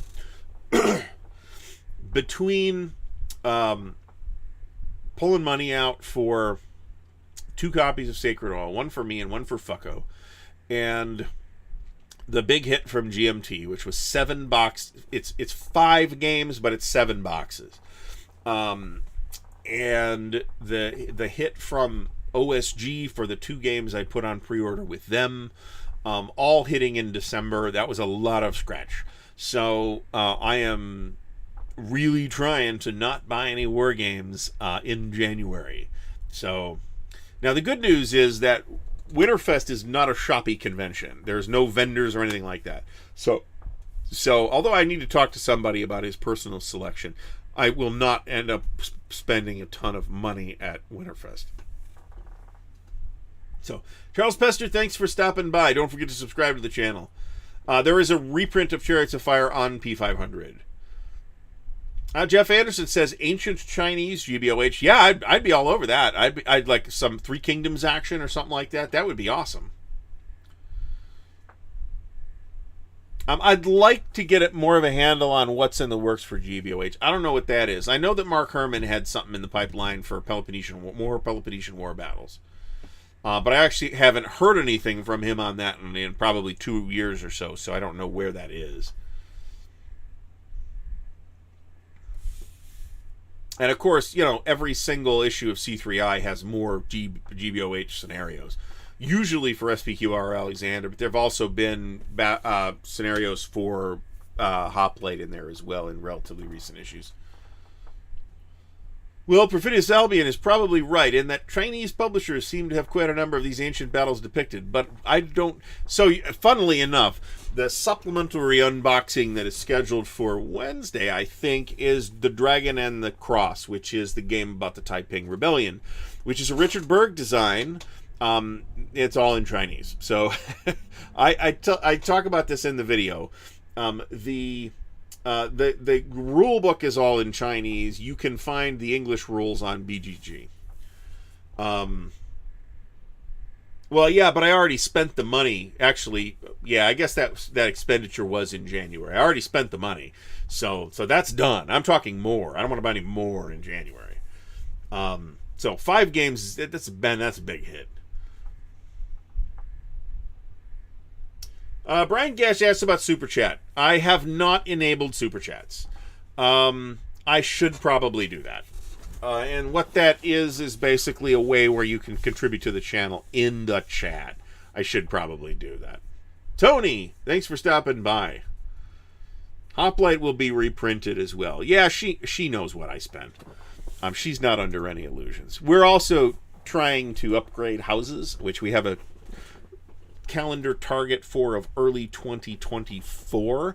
And I'm aware that a budget realignment is coming in the immediate future, like by the end of the month. So I expect to have a little less flexibility to blow giant sums of money. Wooden Ships and Iron Man has big scenarios, but those are intended for playing at conventions with 12 people, right? It's hard to run more than, say, 2 ships in Wooden Ships and Iron Man. So, Tony, thanks very much. I appreciate it. So, I'll mention... So, we've got 20-plus minutes here. So, I did make some progress on the OCS tutorial videos. Not as much as I would like this week, but other stuff was caught up, including the Armchair Dragoons Digital Convention, which tied up some time that might otherwise have been profitably spent on that. But progress is being made. I hope to get the first episode of that out this month. We'll see if that actually happens. Traveler Tuesday is coming back again tomorrow. There will be a Traveler Tuesday video. It's a flip through of the new Third Imperium book, newish Third Imperium book. So check that out if you're into that. Wednesday, I had it listed as the Wednesday stream. It's now the Tuesday stream. So the show with Dan, everything you always wanted to know about Wargames but were afraid to ask, is now on Tuesdays at 7:30 p.m. It is on this channel tomorrow, and our topic is medieval Wargames. Which we've talked about before, and, you know, we tend to be very, very loosely connected to our topics in that show. In 1975, I mean, I don't know if I'd say big, but Origins and Gen Con were both around in 75, I think. Nathan Landrum says if he could choose only one to buy between Third World War and NATO. So we're talking, I believe, about the Compass NATO Cold War Gone Hot, the new Bruce Maxwell game, and the upcoming Third World War. So, Third World War is a combination of 4 different classic games from GDW. Okay, so if you're going to buy this huge package, and it is a huge package, it's going to contain all 4 games. Just be aware of the footprint. It plays really well. Judging from the classic game, it plays really well. I'm into that. So I've already bought that, though. I've already paid for that, so I don't have to worry about spending that money. It should be coming out relatively soon. If footprint is a concern, then maybe you want to go with NATO, which is really good.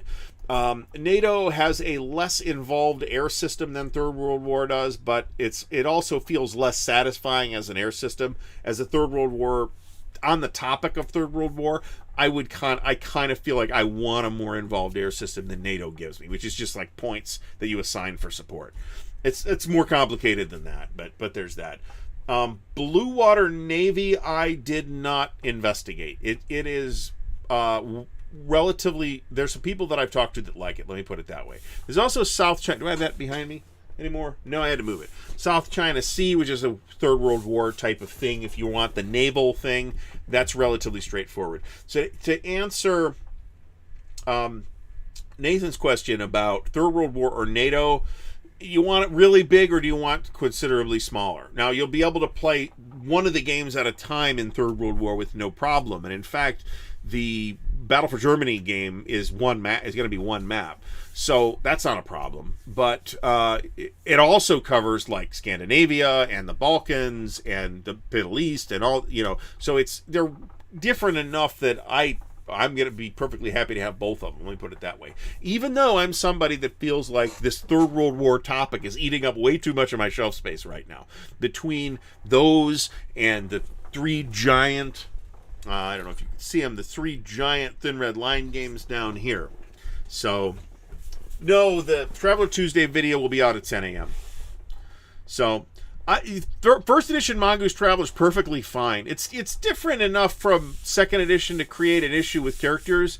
The characters don't map quite perfectly, but otherwise it's pretty much the same game.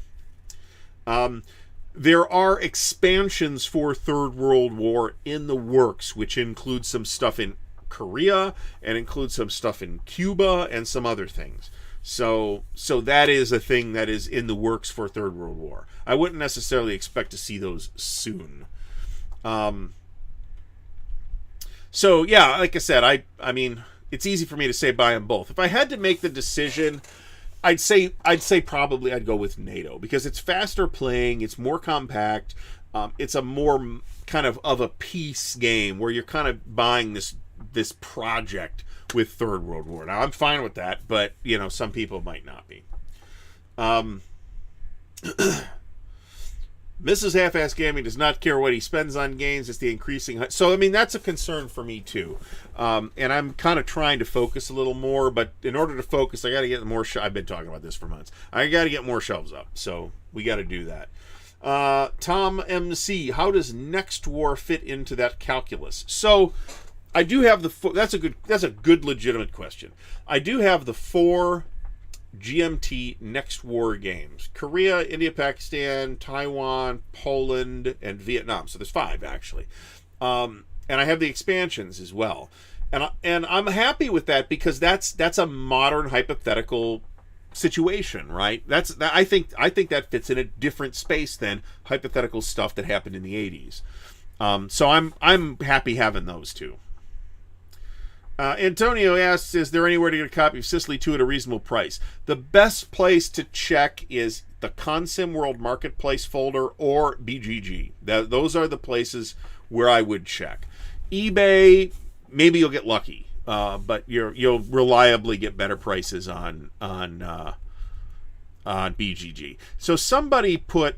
And I followed the listing because I was curious. Somebody put a shrink-wrapped Guderian's Blitzkrieg, original Guderian's Blitzkrieg, on sale on eBay for $150. If anybody is the person that put that up for sale, please say so in the chat, because I'm about to offend you. That is a bullshit price for that game. That is a $50... In the shrink wrap, that is a $50 piece. And the reason why is it's been replaced. It is obsolete. You literally... It's the only game in the series that you cannot play with the current rules. Nevertheless, I kind of wanted it for archival purposes, but I'd be willing to pay $40 or $50 for it, right? Not $150. So the generous fellow that did the listing sent out to everybody that had followed the listing an offer. It's like, hey, $20 off, or something, $25 off, or something like that. And I'm like, okay, so I review offer, and I'm like, okay, submit a counteroffer. I can submit a counteroffer. I offered him $45 for it, because new copies sell on BGG for $28. So, this guy, and maybe somebody will pay him $150, but I'm not going to be me. So that's your best bet. The other advice I have is to be patient. Have a want list of games that you want, and keep an eye on those games on BGG or eBay or whatever, and as they come up for a price that you want to pay, buy them. That's my strategy, and that has led me to overspend in some budgetary periods, but it's also gotten me virtually everything on my want list. So, and frankly, some viewers have helped me out with a couple of things too, so there is that. Thank you, guys. All named John for some reason. The Jeff Beeler Next War series, that's the Mitch Land Next War series from GMT. Next War Taiwan, Next War Vietnam, those games. NATO, nukes, and Nazis. No thanks. Don't need that. Mike Anthony mentions Sbi Battle for Germany, and boy, I think that's a really interesting suggestion. I don't think it's essential, but there's no question that it is a very influential design. Well, it's a gimmick, okay? It's a gimmick game. It's a 2-player game in which both players play both sides, okay? That gimmick has been copied in other games. One of the things that's been copied in is the expanded version of the Mighty Endeavor, for example. That's very clever, okay? And that's a Jim Dunnigan genius move, right? But I don't think it's been quite as influential as all that, because that's not a mechanism that's been picked up all over the place. There have been a few games that have copied it. And otherwise, I think the game is relatively undistinguished. But that said, it's still one of the SPI games that I think does hold up pretty well nowadays. And it's remained in print from Decision for years, and they have had a new edition of it not that long ago. So I think it's close, but I don't think I would put it on my list. Let me put it that way.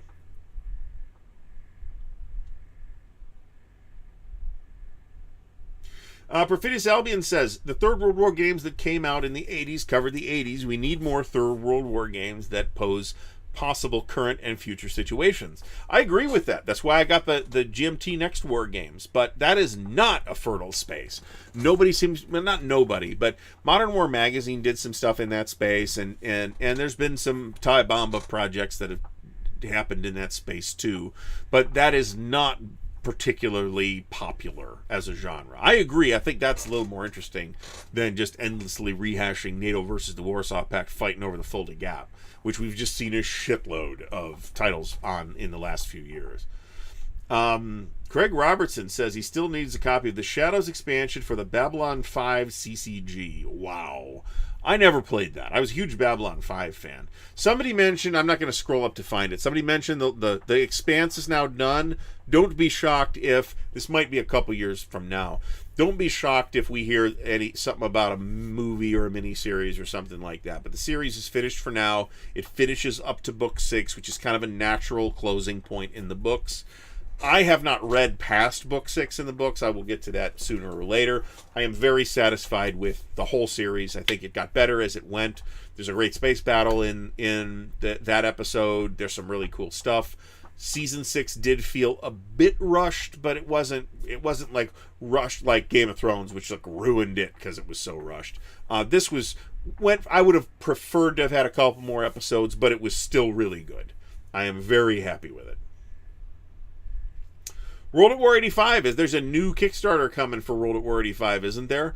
That is a huge project. And again, I just don't I don't have sufficient interest in, I keep saying it as I don't have sufficient interest in the Cold War gone hot space, but that's not really the problem that I have with it. The problem is that I don't have sufficient interest in the modern or postmodern tactical space. I'm not that into World War II tactical. I don't play that much ASL. Yeah, I buy a lot of ASL, but I don't get to play ASL that much, and I'm kind of come to terms with that, right? I prefer operational or strategic, and I prefer operational, right?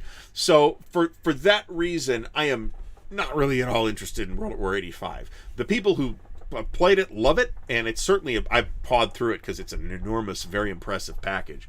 But thank you, John, for stomping on that shit. But it's not my thing. Well, that was Mickey. That was less obvious at the time, though. You're right, but that was less obvious at the time.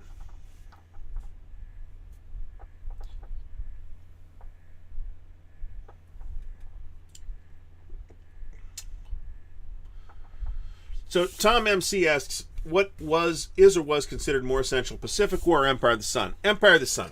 And I say that as somebody, so Pacific War is coming the reprint of Pacific War is coming really soon. It's a thing that I've been waiting years for. I got impatient and I got a good price for it.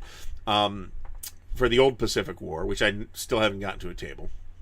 So I'm super excited about that. But it's a huge project game to play. It's a huge project to learn, blah, blah, blah. Empire of the Sun is a great game that you could play in an afternoon and is, essential because it hits a number of those bullet points that we talked about for essential games. So I would unhesitatingly recommend, this is not a recommendation, right? I recommend both games. But I think Empire of the Sun is more essential than Pacific War. And I think probably Mark Herman would probably agree with that. He seems a little baffled that people are still into wanting to buy Pacific War, which is, got 3,000 copies on pre-order with GMT at this point. Let's look that up.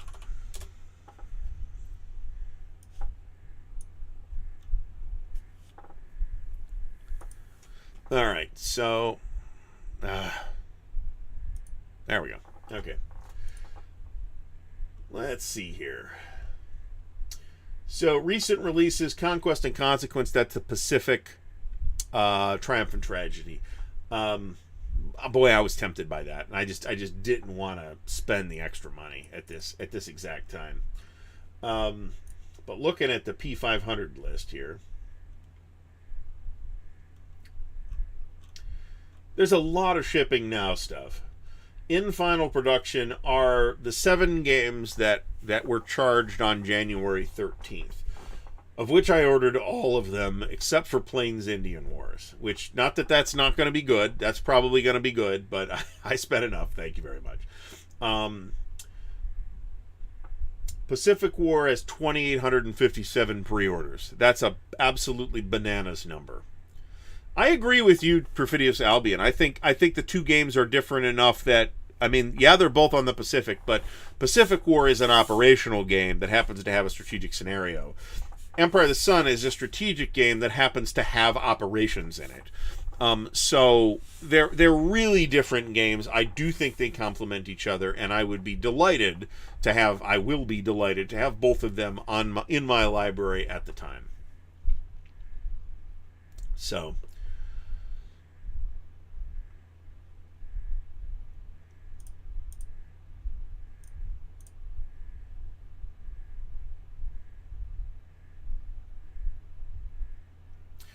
John lives in Michigan, which is practically Canada. I don't know how well that'll translate to the Pacific either. There's a lot less. The Pacific situation in the same time period is a lot less dynamic than the situation. Is that true, though? I'm not sure that it is. I feel like it is, but I feel like that may be because of the Eurocentrism that we always have had in American war games, right? So it's very plausible to me that Craig Basink will be able to extract interesting situations from the Pacific in that period. I think that's very plausible. So, yeah, these numbers are crazy. Salerno 43 is over 2002. Barbarossa Army Group Center, which has, of course, been on P500 for like a decade. And Vietnam has done really well, too. I did not order the Salerno 43 mounted map, so there's that. Because I expect it to come in an 1.5-inch box that won't fit a mounted map. So I also expect the whole game to fit in one counter tray. So I'm a little baffled by GMT's approach on these sim-miniature titles with the mounted maps. Why not just print them with mounted maps? A lot of people vocally prefer mounted maps. I don't care, personally. I would just as soon have a paper map and put it under Plexi. And save space in the box and be able to fit the whole rest of the game in the box. I literally bought a second copy of Empire of the Sun specifically because the new edition was in a bigger box, so I could fit the whole game in the box with a counter tray and the decks of cards. So, and I never did get around to making tuck boxes for those cards, but at some point I will do that. So, all right, so what else do we got? OCS videos coming hopefully this month. Traveler Tuesday, 10 a.m. tomorrow, Third Imperium. And I've got several other videos that have not yet been filmed, but that should get filmed, and they're not difficult to film, let me put it that way, but they do need to be edited. Tuesday, we're also streaming with Dan, 7:30 p.m. Eastern Standard Time. Thursday, the weekly regular unboxing is Herman Lettman's series Blind Swords, The Day Was Ours. This is first bull run Blind Swords game. We'll be taking a look at that. And I'll probably try and push, I've got like all of them. I bought all of them at once. So we'll be unboxing that. For like when the GMT stuff hits, assuming it all shows up here at the same time, I may just film all the unboxings and then just release them one each day until we're done. We'll see. Somebody asked me, which of those 5 games that I ordered am I most excited about? And I to be honest with myself, the answer is Pacific War. I'm excited about all of those games. But the most excited is Pacific War. And next is probably Into the Woods. After that is probably Barbarossa Army Group Center. After that is probably Salerno. And after that is probably Vietnam. That's my order of interest there. But they're all games that are highly anticipated by me.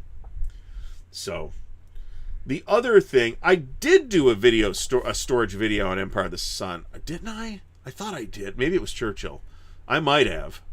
But if I did a storage video on Empire of the Sun, it was on the 2-inch box, not the 3-inch box.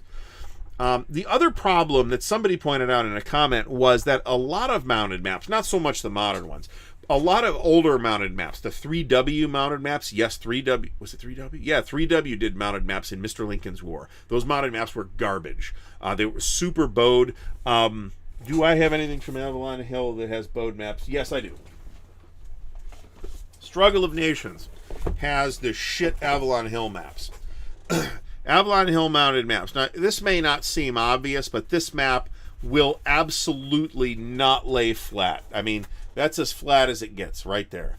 So you got to put this under plexi anyway. I would just as soon have had an unmounted map. And every Avalon Hill game I have that was mounted on this particular stock, which includes Freedom of the Galaxy, includes Trireme, includes a few others, all of them have that problem. That board stock warped terribly. Now, on the other hand, I've set these things up such that I can't get them out. On the other hand, we have War and Peace, okay? Different map stock. Haven't really gone through this thoroughly. Now, this is on the Avalon Hill wrapped stock, where it's not just like naked cardboard. And these maps, I've seen some warped ones too, but these maps held up pretty well. Much, much, much better than that sort of unwrapped, just printed on top style that Avalon Hill used for some games. At some point, I need to comb through my Avalon Hill games and find a full set of these Avalon Hill dice, because I actually do like those dice. Oh wow, John, thanks. If you're I hope you do come. So here's what's happening at Winterfest as far as I'm aware. There's going to be at least 2 and probably 3. Well, there's going to be 2. Okay, so there's going to be one huge Mondo OCS Ostfront game. It's the entire East Front in the 43 to 44 time frame. I don't know how far they'll get. It's got like 12 people. It's already full. That's a playtest. There is a Forgotten Battles game. That's the sequel to the Third Winter. That's the same time period to the north. I'm in that game. That's also full.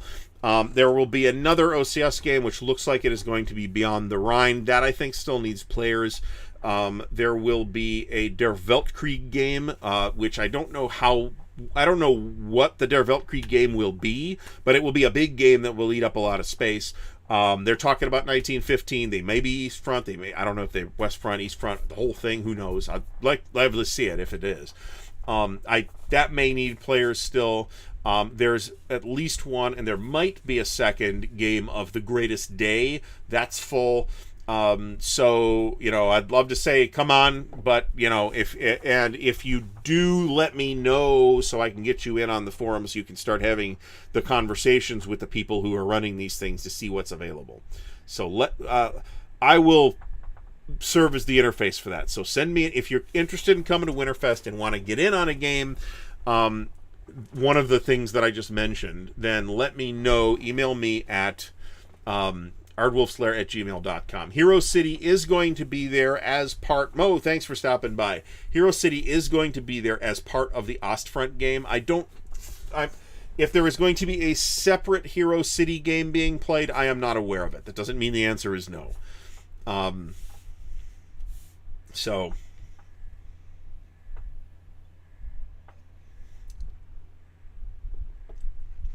Tom MC says, we don't need Freedom of the Galaxy. Fantasy Flight's Rebellion is a fantastic replacement for the topics. That's, of course, the Star Wars thing. That's supposed to be really good. I don't think it's going to fill the void. I really like Freedom of the Galaxy because it's a super hardcore war game on a space rebellion, and I don't care enough about the Star Wars branding to make that a selling point for me. I will be happy to accept other people to whom Star Wars is more important. We are slightly in overtime. We're wrapping up at this point. Mickey asks if I'll be at Dice Tower West. That seems super unlikely. I'm reluctant to say there's not any chance, but I'm not currently planning to go. Is Firefly the game a war game? No, and I gotta tell you, I know that a lot of people like Firefly the game. One of our local guys says it's his absolute favorite game of any kind. I didn't think it was that good. I did not enjoy it. It was okay, but it was okay. It was not blown away by it. So the Avalon Hill 8x11 mounted maps with the clips like Guns of August. I don't have my Guns of August on the shelf here, so I can't tell what you're talking about. But I think they're the same type of maps that I just pulled out from War and Peace with a different orientation. Those are pretty good mounted maps, but the 3W ones and the other Avalon Hill ones, those weren't that good. So, do I think the Freedom of the Galaxy was more faithful to the Star Wars universe than Fantasy Flight? Well, no, but it was, remember that it was, at the time it came out, all they had was Star Wars and the novelization, right? And there was a lot of really crazy special, it's Star Wars with the serial numbers fouled off. I think that's not a mystery. I don't think I'm spoiling anybody. But it's actually an interesting Star Wars with the serial numbers filed off, with a lot of background in the game for the fact that it's a board game and not an RPG. You could easily run an RPG. Well, you'd have to create some of your own material, but you could use that as a basis for an RPG and then use the board game as a strategic situation. I think that would be super interesting, actually. Rebellion's supposed to be really good, though. I like the fact you can have a fleet of Death Stars in Rebellion. That's neat, but and it's like I said, it's supposed to be good. But I haven't played it. Would I play it if given the opportunity? Probably. But I'm already having trouble finding the time to play everything that I want to play. All right, so I have now at this point gone through all the various stuff that we had to talk about. I did have an actual outline which helped tonight. So that is one reason why we stayed a little closer to the topic than we typically did. So I would like to thank everybody that stopped by. We've had a great show tonight. Looks like our, let me pull the numbers here. Already having trouble finding the time to play everything that I want to play. Looks like. All right, so I have now at this point gone. Okay, that wasn't supposed to happen. Looks like we topped out at about 136, which is a pretty great number. So that's been exactly that's the thing that tempted me. Is like multiple fleet of Death Stars. Wow, that sounds awesome. I was convinced that Fleet of Death Stars was going to be what we were going to see in the sequel trilogy 7, 8, and 9, but we did not get that. Instead, we just got rehashed. So we could totally use that as the basis of a Traveler campaign. Totally do that. So once again, I'd like to thank everybody for stopping by. Everybody who has stopped by has, it has helped to support the channel, and I really do appreciate that. We will have, hopefully by next week, we will have the new webcam set up and working, and we'll have fabulous HD. I'm probably still going to stream in 1080, to be honest about it, but at least have better frame rate, so it'll be a lot better. If you'd like to help support the channel, please do check out the Patreon and the merch store and the Ko-Fi in the video description. So once again, thanks everybody for coming by. I think we've had a great discussion. Yes, you may call me Grog of the Year. I appreciate that too. I'm a little like, this seems a little weird. I don't know how to quite take this. And maybe we'll talk about that tomorrow. We'll probably talk about that tomorrow on Dan's show.